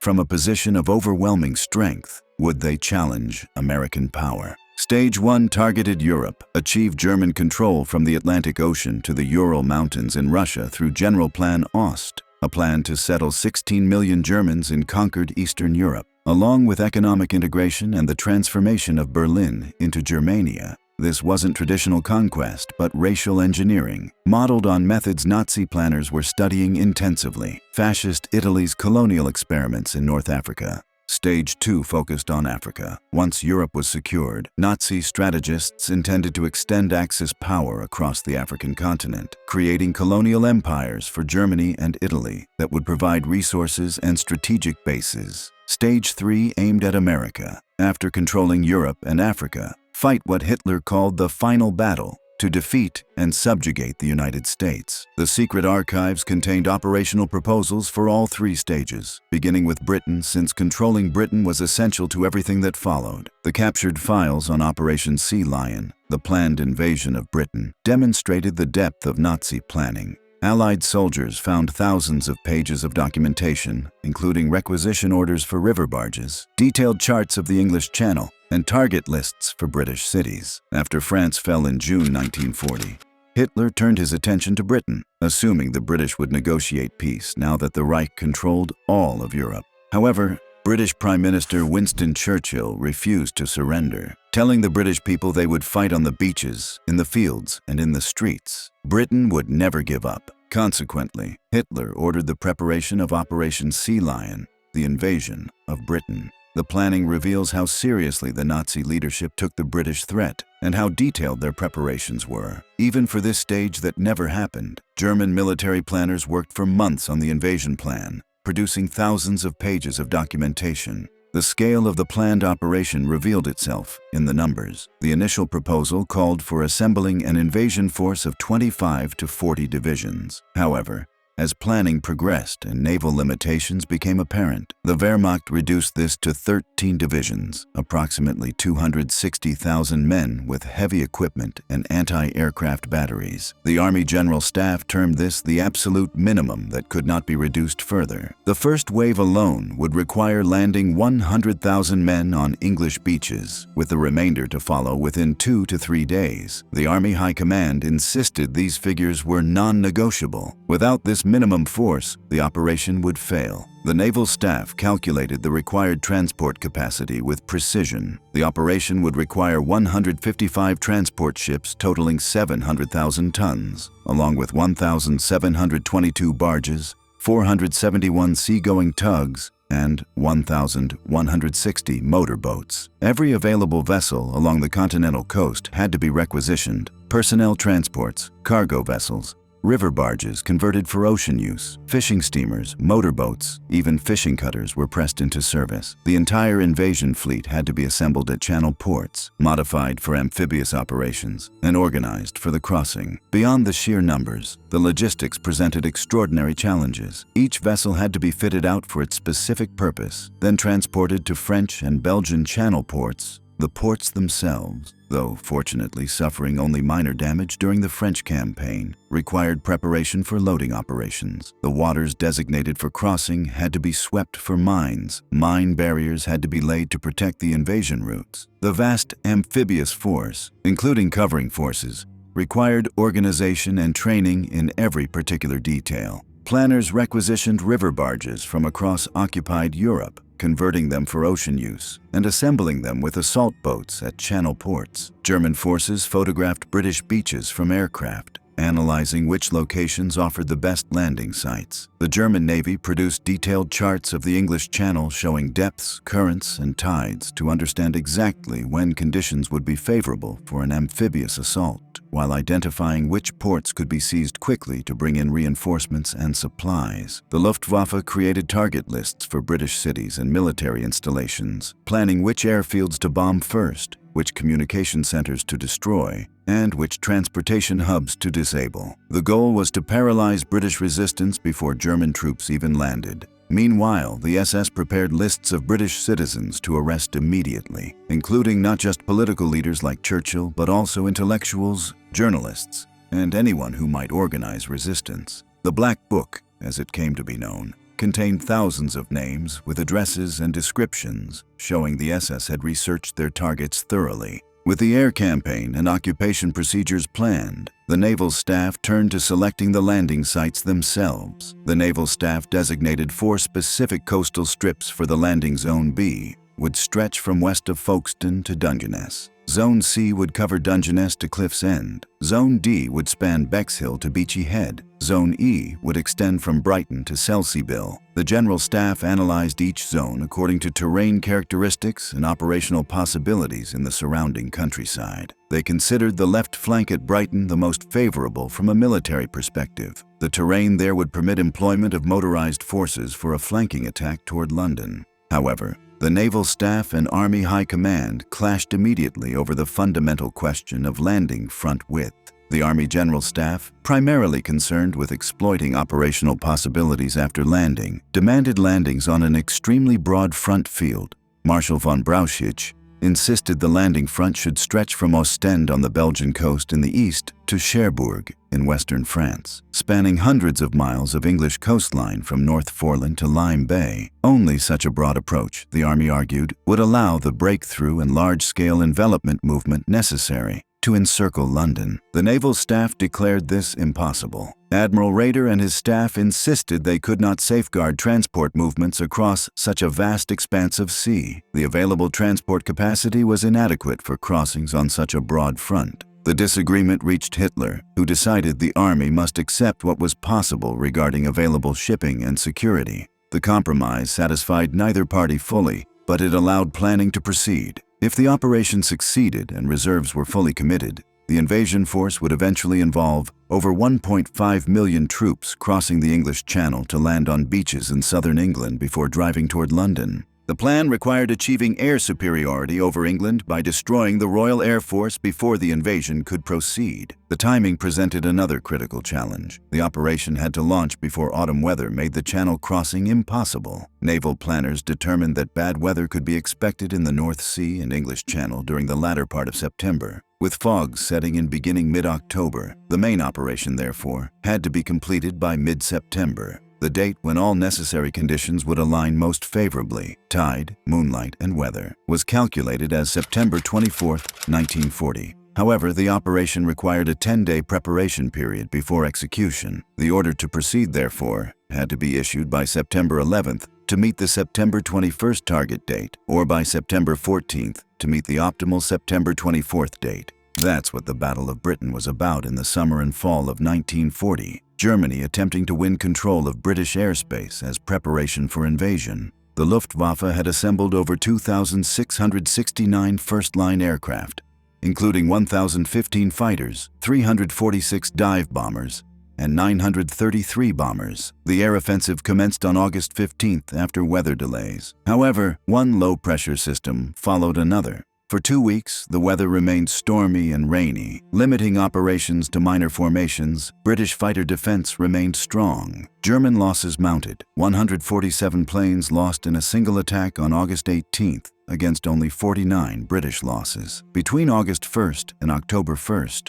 German air strength decreased from 2,669 to 2,177 planes. Despite new construction, the Royal Air Force had won. Without air superiority, the invasion could not proceed. Hitler wrestled with the decision through early September. On September 11th, when the preparatory order should have been issued, he postponed the decision to September 14th. Then on September 14th, he postponed again. The Commander-in-Chief of the Navy suggested that, in view of the advanced season, the operation should be entirely called off by October 15th at the latest or postponed to spring 1941. The Army followed with similar recommendations, pointing out that adequate dispersal of transports to meet the air threat had become impossible while maintaining the 10-day preparatory period. On October 15, 1940, Hitler ordered a far-reaching reduction in preparations while directing that the threat of invasion should continue through extensive deceptive measures. For all practical purposes, Operation Sea Lion was shelved. The unfavorable weather of late summer 1940,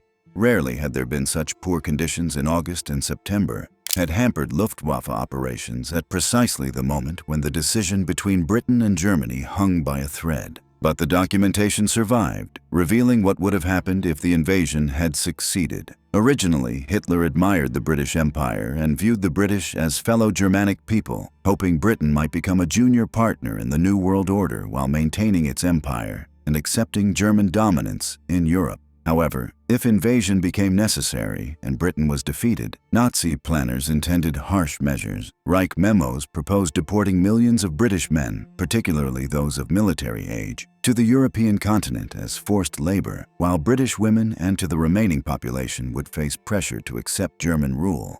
Over generations, Nazi racial theorists planned eventually absorbing the Aryan British into the Reich. Any resistance would be met with immediate retaliation through hostage-taking, executions, and collective punishment of entire communities. SS Einsatzgruppen units had already been assigned to follow the invasion force into Britain. These mobile military squads had prepared lists of people to arrest immediately, including political leaders like Churchill, members of parliament, journalists, professors, and anyone who might organize resistance. An SS officer named Dr. Franz Six was designated to command these operations in Britain with orders to eliminate the British political and intellectual leadership within weeks of the invasion. Hitler also intended to permanently weaken France and other Western European nations. France had been Germany's traditional rival for centuries, and he meant to make sure France could never threaten the Reich again. Large sections of northern and eastern France would be absorbed directly into the German Reich, with Alsace-Lorraine already taken in 1940, and plans calling for taking more, perhaps all of France north of Paris. Belgium and Luxembourg would disappear as independent nations, absorbed into Greater Germany along with the Netherlands. What remained of France would be a small, weak state under German control,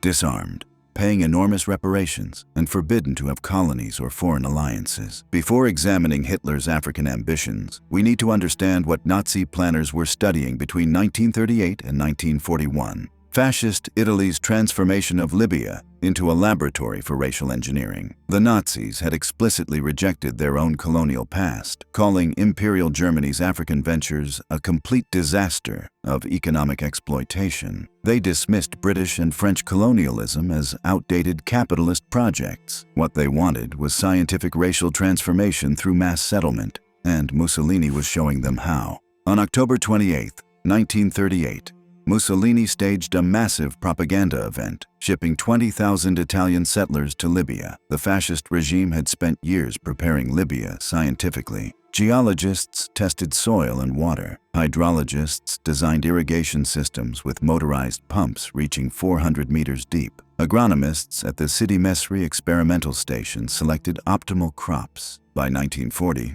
Italy had built 40 new towns in months, settling over 40,000 colonists in standardized communities arranged around central piazzas containing the Casa del Fascio, the fascist party headquarters with its prominent bell tower, along with schools, medical facilities, and cinemas. The goal wasn't economic, but eugenic, selecting healthy, fertile settlers to create what Mussolini called the fascist new man. As he proclaimed, improving the soil would improve those who worked it. This racial transformation came at horrific cost. Between 1911 and 1931, Italian forces killed 100,000 Libyans, 10% of the population, using poison gas, concentration camps, and indiscriminate bombing. Survivors were expelled to marginal lands for Italian colonists. German observers were captivated. In December 1937, Heinrich Himmler visited Libya with Robert Lai, Rudolf Hess, and Hermann Göring. Standing in the desert, Himmler dreamed of developing huge territories with the Italians. He returned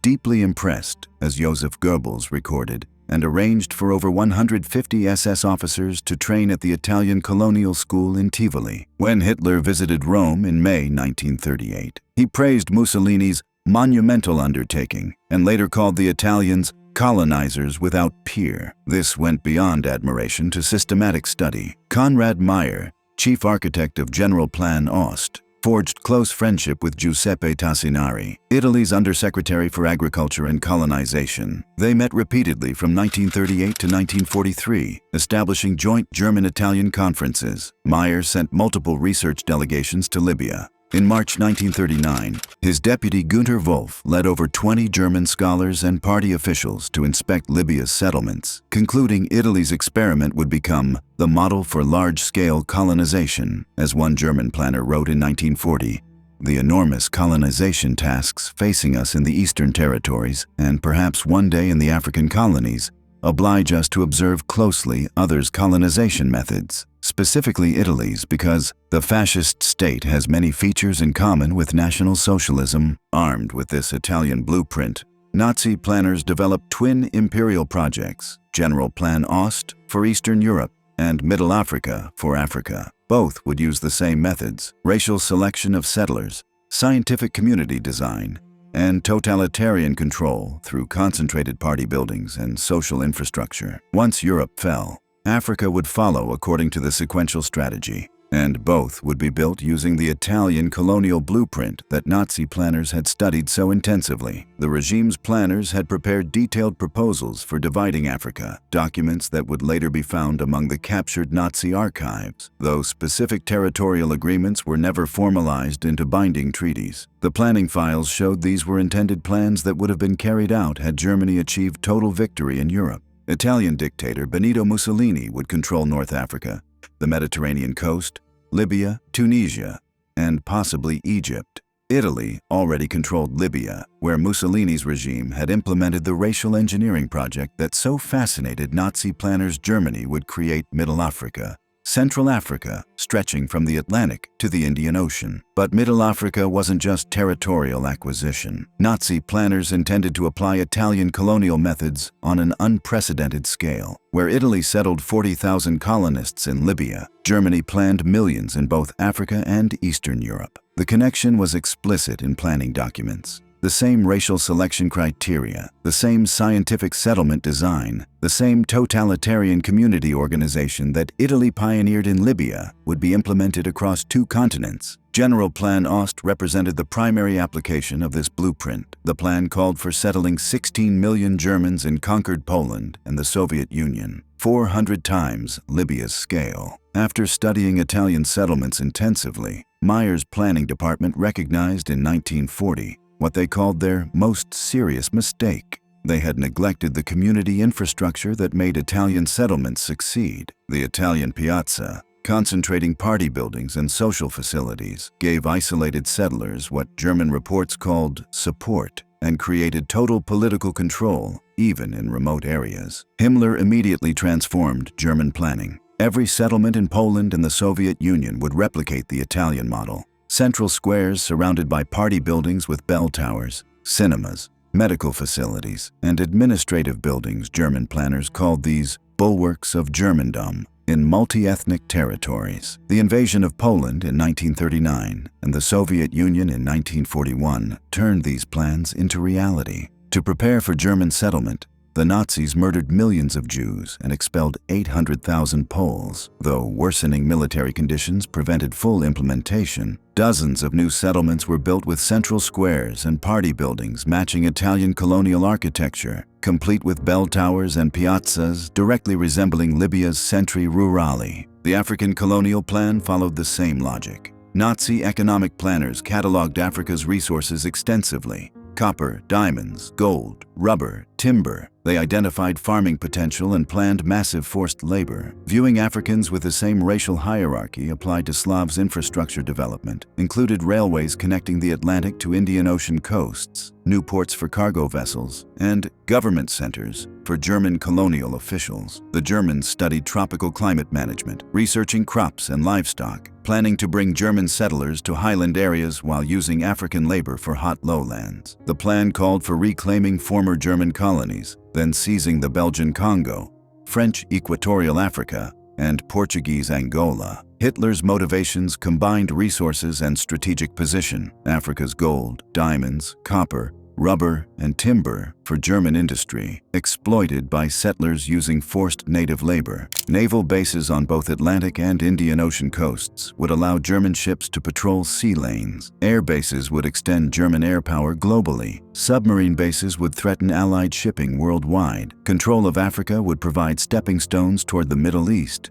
Asia, and eventually South America. This was colonial racist logic applied systematically. Ethnic cleansing justified as scientific modernization, displacement and extermination presented as racial engineering, all following blueprints borrowed from Fascist Italy's African laboratory and prepared for implementation across two continents. The coordination with Japan was central to the global strategy and involved dividing the world between two empires, In diplomatic discussions between German Foreign Minister Ribbentrop and Japanese Ambassador Hiroshi Oshima in late 1941, the two powers confirmed understandings about dividing the world into spheres of influence. They drew a conceptual line dividing Eurasia, tracing it along the Yenisei River in Siberia, then south through Central Asia, along the border between Iran and India. Everything west of that line would be Germany's sphere of influence, including Europe, Africa, the Middle East, and Western Russia. Everything east of the line would be Japan's sphere, including China, Southeast Asia, Indonesia, the Pacific Islands, and Eastern Russia, including Siberia. This division represented an extraordinary moment in history, two empires literally drawing lines on a map and claiming entire hemispheres. However, the agreement also contained seeds of future conflict that both sides recognized. Neither power fully trusted the other, with the Germans viewing the Japanese as useful allies for the present, but potential rivals in the long term, while the Japanese similarly saw Germany as a temporary partner. Certain questions remained deliberately vague.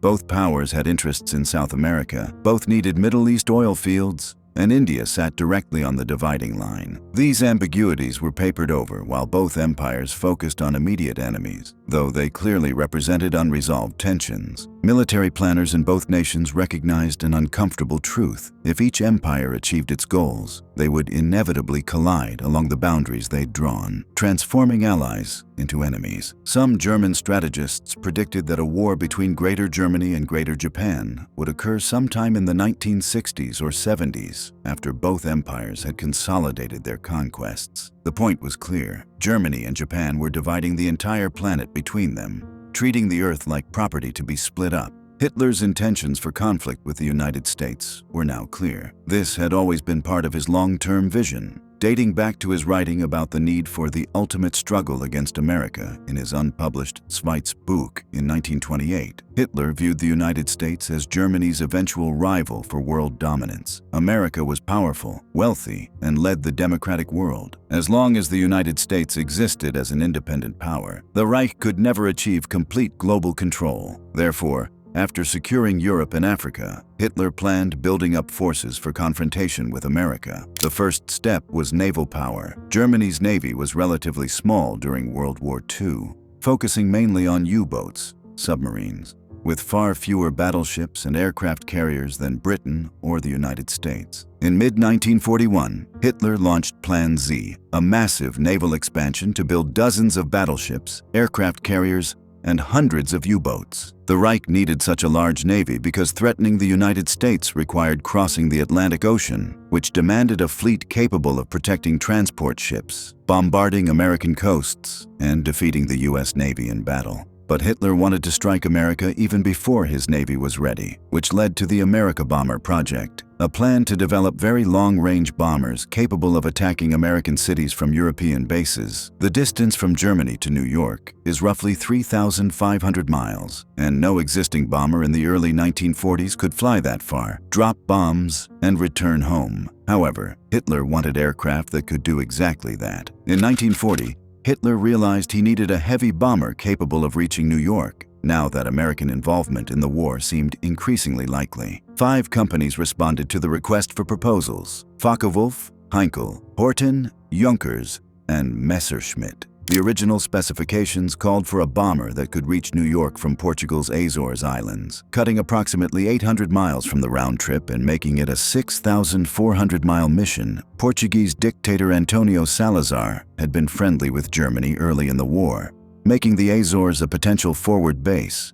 However, this changed in 1943 when Portugal switched sides and leased the islands to the Allies instead. Junkers, Messerschmitt, and Focke-Wulf submitted conventional bomber designs that might have worked. The Junkers Ju 390 featured 6 engines and became the largest conventional land plane ever built in Germany. The Focke-Wulf Ta 400 represented an uprated version of existing designs. Messerschmitt's Me 264, thanks to Willy Messerschmitt's head start on the concept, presented a clean sheet design with 4 engines, tricycle landing gear, and a hemispherical multi-paned glass nose that bore a striking resemblance to Boeing's B-29 Superfortress Messerschmitt planned to build a 6-engine Me-264B variant but never completed it. By 1942, the Reich Air Ministry had upgraded the range, gross weight, and defensive armament requirements to the point where it became clear that 6 engines rather than 4 would be necessary.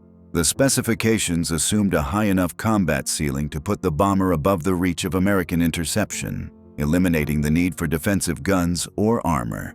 This assumption proved unrealistic. The Germans never intended to bomb New York into oblivion, a mission far beyond the capability of even an armada of slow bombers at the limit of their range. Operating without fighter escort, the America bomber served as a propaganda weapon, exactly as Jimmy Doolittle's Tokyo Raid B-25s had functioned. Even if bombs caused little physical damage, the threat of long-range bombers would force the United States to expend resources on anti-aircraft defense with guns and interceptors that otherwise would have deployed to combat zones. The strategic value lay in the threat itself, tying up American defensive assets at home rather than sending them overseas. The America Bomber project reveals something crucial about Hitler's thinking: his focus on demonstrating German power through dramatic actions. He didn't just want to defeat America militarily, but wanted to humiliate America psychologically by showing that German technology could reach across the Atlantic and strike American cities.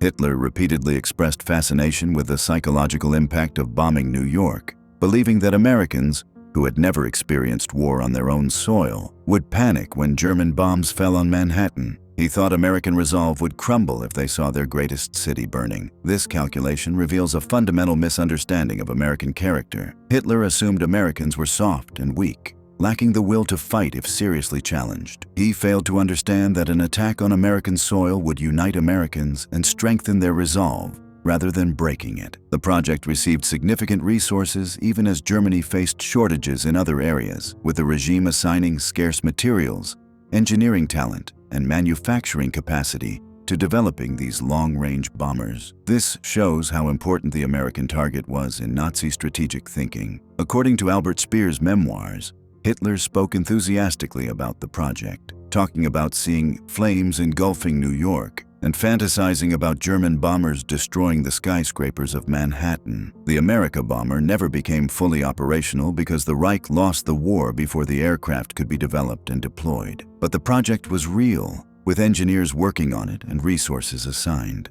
Without the America bomber ready, Hitler needed another way to threaten America: Atlantic island bases. The captured records revealed detailed plans to seize islands in the middle of the Atlantic Ocean to serve as stepping stones between Europe and America. The primary targets were the Azores, which belong to Portugal and are located about 900 miles west of Portugal and about 2,000 miles east of Newfoundland, sitting almost exactly in the middle of the Atlantic. From bases in the Azores, German long-range bombers could reach the American East Coast, while U-boats could use the islands for refueling and resupply, and German warships could patrol the shipping lanes between America and Europe. Other target islands included Madeira, the Canary Islands, and the Cape Verde Islands, all in the eastern Atlantic closer to Europe than to America. The Azores represented far more than a simple refueling station. German planners understood that controlling these 9 volcanic islands would transform the entire Atlantic battlefield. From bases in the Azores, U-boats would no longer waste weeks sailing to and from French ports, burning precious diesel fuel. Their patrol time would become nearly unlimited. More critically, the islands would provide the forward base needed for the America bomber campaign. The Messerschmitt Me-264, with its 9,000-mile operational range and 4,000-pound bomb load, could strike American cities from Boston to Washington and return, if it had access to Azorean airfields. Without the Azores, the bomber remained a theoretical threat. With the islands, it became an operational reality. The strategic calculation was straightforward. Convoys sailing from the United States to the Mediterranean had to pass through what Allied commanders termed the Azores Gap, a vast stretch of ocean beyond the range of land-based aircraft where U-boat wolf packs operated freely. Ships traveling to North Africa, Tunisia, and Italy faced this gauntlet without air protection. Between January and April 1943, 4 convoys sailing through this gap lost 13 ships totaling 83,500 tons. The hemorrhaging had to stop. For Nazi strategists planning between 1940 and 1942, seizing these islands seemed achievable. German plans for the Azores formed part of Operation Felix, originally scheduled for January 10, 1942, which called for German forces to cross Spain, seize Gibraltar and Portugal, then occupy the Portuguese Atlantic islands. But this operation never launched. By 1943, with the strategic situation shifting decisively against Germany, Portugal faced a very different calculation as German forces had been driven from North Africa and were retreating in Russia and Italy. The threat of German retaliation had diminished. On October 8, 1943, Salazar switched sides, invoking the Anglo-Portuguese Treaty of 1373, the oldest alliance still in effect between any two nations. Portugal granted Britain permission to establish bases in the Azores. British forces arrived that day in Operation Alacrity, occupying the islands peacefully and immediately beginning construction of Lagan's Field. The first U-boat was sunk by an RAF bomber flying from the new base on November 9th. Just 1 month after the British arrival, the Azores Gap had closed. Germany had lost its stepping stone to America. Beyond military power, Hitler intended to undermine America from within through propaganda, targeting ethnic and social divisions in American society. German propagandists tried to turn Americans against each other by exploiting existing tensions. To weaken America internally, Nazi propaganda highlighted segregation and discrimination against African Americans, undermining moral authority and deepening social divisions. German propaganda also played on labor disputes, regional differences, and isolationist sentiment, trying to make Americans distrust their government and each other. If conflict came between Germany and the United States, the Nazis planned to greatly expand these efforts through organizing sabotage, spreading defeatism, and undermining American war production. The strategy was to weaken America from the inside while building military power outside. The transnational fascist, learning that produced these plans, reveals something crucial about Nazi ideology. Hitler later confessed to his inner circle that his brown shirts could not have existed without Italy's black shirts, that Italian fascism had been the prerequisite for National Socialism's success. The systematic study of Italian colonialism, the personal friendships between German and Italian planners, the joint conferences and research missions. These weren't peripheral activities, but central to Nazi empire building. Libya proved to Nazi planners that modern science could be weaponized for ethnic transformation, that mass displacement and racial selection could create a new man, and that totalitarian settlement design could maintain control over conquered peoples. They planned to apply these methods on an unprecedented scale. By the summer of 1942, the three-stage strategy was unfolding, with Stage 1 nearly complete, Stage 2 beginning, and Stage 3 in preparation. Germany controlled most of Europe. German armies had reached deep into the Soviet Union. Rommel's Africa Corps was fighting in North Africa, and Japan controlled a vast Pacific empire. If Moscow had fallen in late 1941, if the Soviet Union had collapsed, or if Britain had been successfully invaded, these victories would have provided the resources and strategic position needed to complete the global strategy. The documents discovered in those Berlin bunkers in May 1945 revealed plans that were complete, detailed, and terrifyingly close to being carried out. The captured files provided proof, stamped official documents with signatures, dates, and implementation schedules that Hitler's global ambitions were not rhetoric, but systematic operational planning. Each stage enabled the next. Controlling Europe provided the industrial base and resources for the African campaign, while controlling Africa would have provided additional resources and strategic position for confrontation with America. The coordination with Japan was crucial, with Germany moving west to east across Eurasia, while Japan moved east to west across Asia and the Pacific, planning to meet somewhere in the middle before both Axis powers turned their attention to the Western Hemisphere. South America would likely have fallen into the Axis orbit through political pressure and economic influence, leaving the United States isolated and facing hostile powers controlling Europe. Africa, Asia, and possibly South America. Europe was just the beginning. Hitler intended to conquer the world. These plans ultimately failed, but the warning signs were there. The documents existed, and the world ignored them until it was almost too late. Understanding how these plans failed reveals how narrowly the world escaped disaster. and why the Nazi regime collapsed. But understanding where these plans came from, the transnational exchange of fascist ideas, the systematic study of Italian racial engineering, the adaptation of colonial methods to European genocide, reveals something equally important: how fascist regimes learned from each other to industrialize ethnic cleansing and transform racial ideology into operational planning. The Holocaust didn't emerge in isolation. It was part of this broader program of colonial racial engineering, adapted from Italian methods tested in Libya and applied with industrialized German efficiency to the systematic extermination and displacement of entire peoples across Europe. Section 5. The Close Call.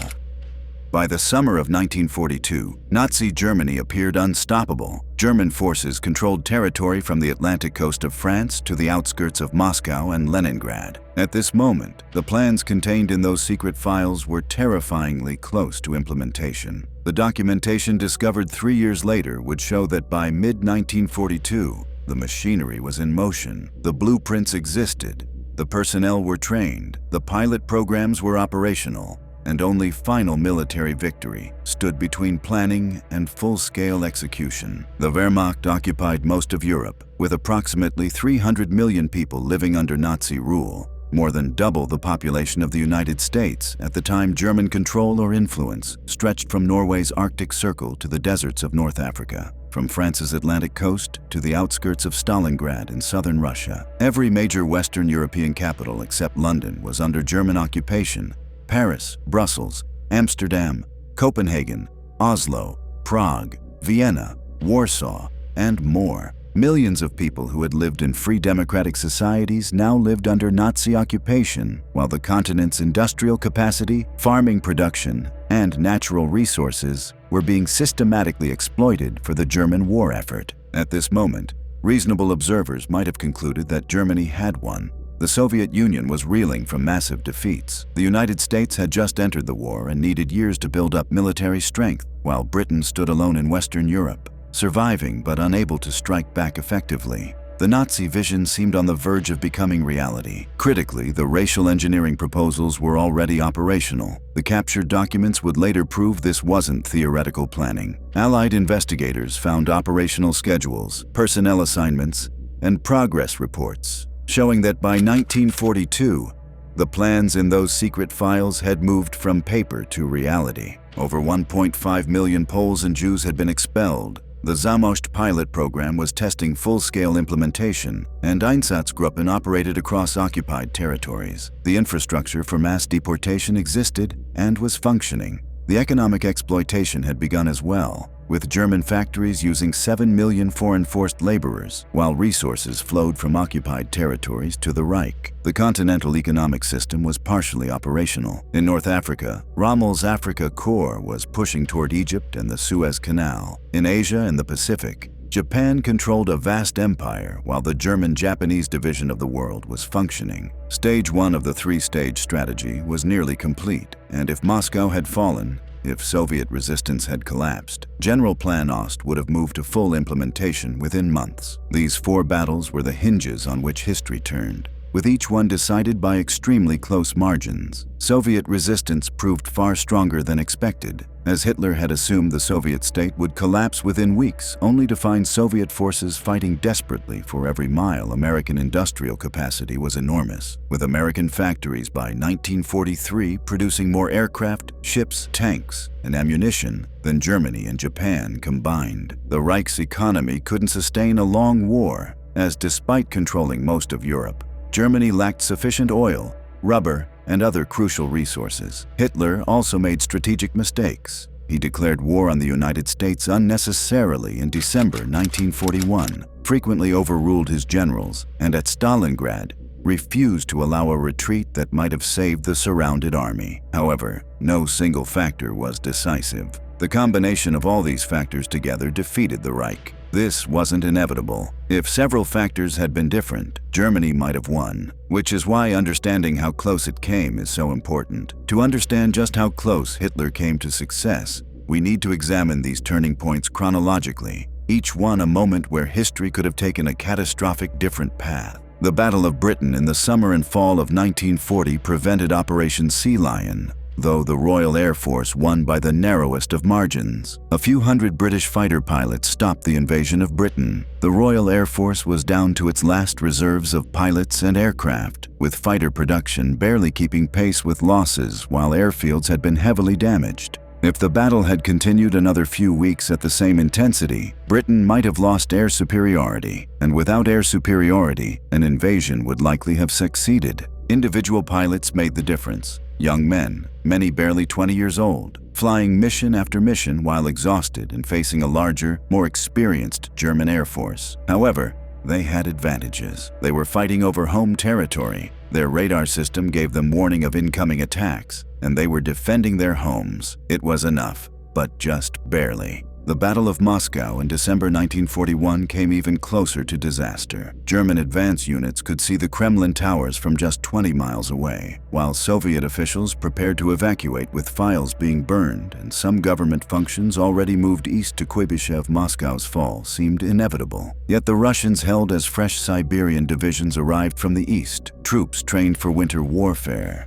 The Germans, by contrast, were still wearing summer uniforms because Hitler had expected victory before winter. Their vehicles failed in the cold while their weapons froze, leaving them vulnerable as the Russian counterattack drove them back across the frozen landscape. If Moscow had fallen, the blow to the Soviet Union might have been impossible to recover from. 6 months later, another critical battle shifted the balance of power in the Pacific. The Battle of Midway in June 1942 stopped Japanese expansion across the ocean, with Japan's navy suffering irreplaceable losses. 4 aircraft carriers sunk in one battle. The coordinated Axis strategy was disrupted. Meanwhile, on the Eastern Front, the most devastating blow came at Stalingrad, which ended in February 1943 with catastrophic German defeat. An entire German army, over 300,000 troops, was surrounded and destroyed, representing a loss the Reich had never suffered before. The Soviet army began pushing westward. Stopping these plans required an enormous sacrifice. World War II cost between 70 and 85 million lives, exceeding the losses of any other war in history.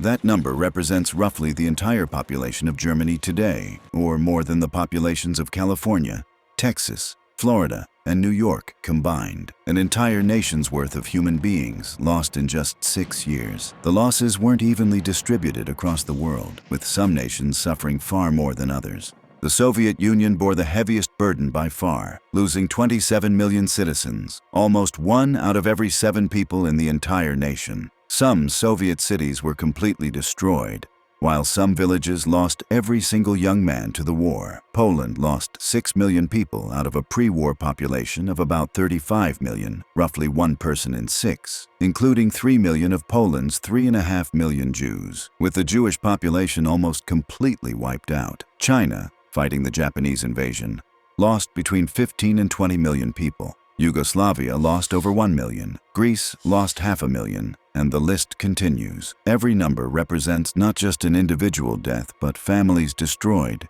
children orphaned, communities devastated, and cultures damaged. Critically, this was the cost of stopping Hitler's plans. If he had won and his plans had been fully carried out, the death toll would have been vastly higher. Generalplan Ost alone targeted 31 million people for removal, while the hunger plan in the Soviet Union was projected to cause 30 million deaths through planned starvation. The Holocaust would have expanded to include millions more Jews from Britain, the Americas, and elsewhere if Germany had conquered those territories. 6 million Jewish people, 2/3 of European Jewry, were lost in the Holocaust. The Roma people suffered near total destruction in some regions. Disabled people were eliminated in German programs, and Soviet prisoners of war were deliberately starved. Cities including Warsaw, Stalingrad, Dresden, Hamburg, Berlin, Rotterdam, Hiroshima, and Nagasaki were destroyed. This tremendous loss represents the price humanity paid because the world didn't act early enough when warning signs were visible years before the war began. The signs were there from the beginning. Mein Kampf was published in 1925 and 1927, making the ideology publicly available with the racial hierarchy, Lebensraum, and plans to conquer Eastern Europe openly stated in a book that sold hundreds of thousands of copies. Yet most people dismissed it as extremist rhetoric, assuming Hitler didn't really mean what he wrote.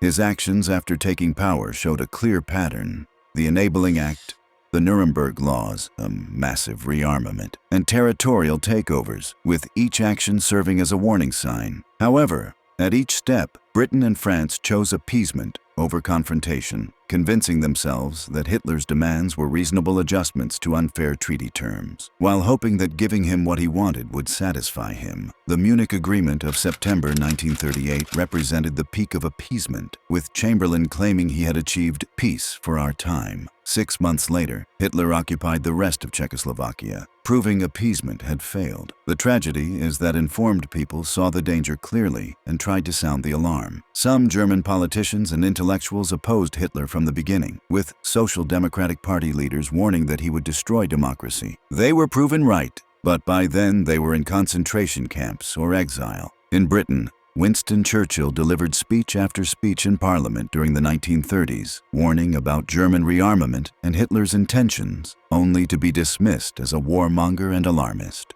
Critics said he was stuck in the past, fighting the last war, and didn't understand the new realities of Europe. Churchill understood perfectly. It was the appeasers who were blind in the United States. Some diplomats and military officers who served in Germany sent detailed reports about the Nazi buildup and the regime's true nature, but these reports were largely ignored as America focused on its own economic problems during the Depression years. Jewish organizations tried desperately to warn the world about the persecution they were experiencing and the worse horrors they feared were coming. They were often dismissed as exaggerating or told that diplomatic protests would only make things worse. By the time the full horror became undeniable, millions were already gone. What makes this historical failure even more troubling is what happened after the war ended. According to Kershaw's research on the post-war period, when Germans and others attempted to explain how Hitler had risen to power and implemented such catastrophic policies, they did not acknowledge having ignored published warnings. They did not admit to dismissing explicit threats laid out in Mein Kampf. Instead, post-war explanations focused on Hitler's alleged powers of persuasion and his compelling oratory. They described themselves as having been manipulated by a leader who had promised national revival but delivered national destruction. Even after witnessing exactly where Hitler's published ideology had led, after the camps were liberated, after 70 to 85 million deaths were counted, after the full scale of the Holocaust became known, they did not acknowledge the fundamental failure. They did not state that he had written his plans explicitly and that educated, sophisticated people had simply chosen not to believe him. Kershaw's analysis reveals this post-war interpretation as a form of psychological self-protection, acknowledging that Hitler had published his intentions and that observers had dismissed those intentions as impossible would have required accepting a different kind of responsibility, not having been deceived by a master manipulator, but having failed at basic threat assessment despite clear written warnings. The pattern was consistent.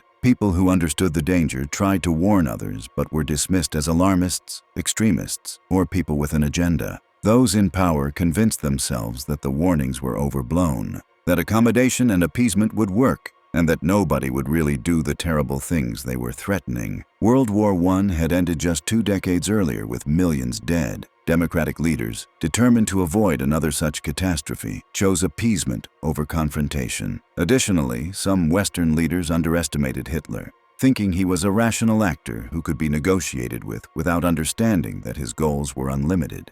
History offers a clear warning. When individuals or movements built on extremist ideologies announce their intentions, those words should be taken seriously. When warning signs emerge, inaction allows them to grow unchecked, and when democratic institutions are challenged, their survival depends on active defense rather than assuming they are too strong to fail. The world can identify patterns of authoritarian rise that appear across different times and places. Understanding these patterns helps recognize dangers before they become overwhelming. Several warning signs emerge consistently throughout history, beginning with scapegoating. Authoritarian movements typically blame a specific group for society's problems. Another key indicator is control of information, as authoritarian regimes attack independent media and restrict access to information. The third warning sign involves erosion of democratic institutions, with authoritarians gradually weakening checks on their power through small steps that each seem minor, but together concentrate power significantly. Aggressive nationalism and territorial claims also mark authoritarian rise, as these leaders often use foreign conflicts to unite people and distract from domestic problems. Finally, dehumanizing language becomes common before mass atrocities occur, with leaders preparing populations by describing target groups as less than human. These patterns appear in different movements across history, and recognizing them helps societies respond before small problems become existential threats. The secret files discovered in Berlin in May 1945 represent warnings that cannot be dismissed. The documents are real, thousands of pages stamped Reich secret matter, stored in fireproof safes, preserved in archives and open to examination today. These aren't reconstructions or interpretations, but actual Nazi planning documents with signatures, dates, and official seals. This is why preserving primary sources matters. Photographs, documentation, and physical evidence form the factual foundation that prevents historical revisionism. As time passes and eyewitnesses disappear, these records become even more important since future generations won't have survivors to tell them what happened, and will have to rely on the documentary record. In the 21st century, the generation with living memory of this era is disappearing. Many who witnessed the war firsthand are now in their 80s or 90s. Veterans, survivors, and those who were children during the war, when their voices fall silent, no one will remain who personally experienced the 1940s, giving history an urgent responsibility to record, preserve, and study the memories of those who lived through the war. Understanding how systematic the evil was prevents people from dismissing it as the work of a few madmen. The economists, engineers, and strategists who created these documents were educated professionals, showing that evil doesn't require monsters but normal people who convince themselves that terrible actions serve a greater good. Beyond the detail, the language itself reveals something critical about how evil operates. The papers systematically use terms like evacuation and resettlement instead of deportation and elimination, allowing planners to distance themselves from moral reality. This language allowed people to participate in atrocities while telling themselves they were just doing paperwork. The detail in the plans reveals how far advanced they were, showing this wasn't just ideology, but operational planning already being carried out. Studying these proposals also honors the victims, as the people lost in the Holocaust and those who would have been eliminated under Generalplan Ost deserve to have the truth told completely.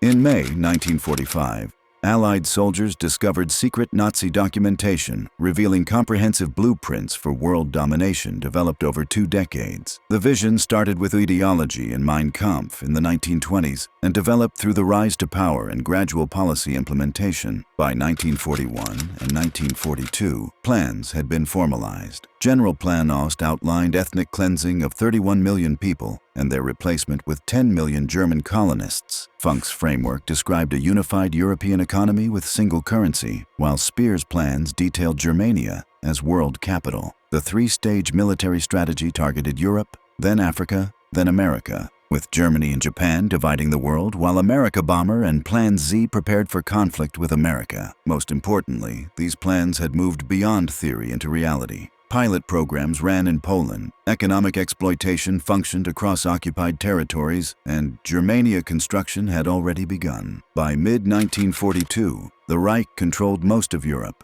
and the proposals were terrifyingly close to becoming reality. They failed due to multiple factors working together. Key military turning points, including the battles of Britain, Moscow, Stalingrad, and Midway. Fierce Soviet resistance, overwhelming American industrial production, German resource shortages, Hitler's strategic errors, and resistance movements disrupting occupation forces across Europe. The cost was 70 to 85 million lives, including 27 million Soviets, 6 million Jews, and millions more from other nations. Warning signs had been visible for years, but the world chose appeasement until war became inevitable. The records can't be denied. They prove what was planned and stand as evidence against those who would deny or minimize Nazi crimes. These files remind civilization that it's fragile, showing that democracy, human rights, and peace require constant defense and vigilance from people willing to speak up when they see warning signs. The world came terrifyingly close to losing everything, but narrowly avoided that fate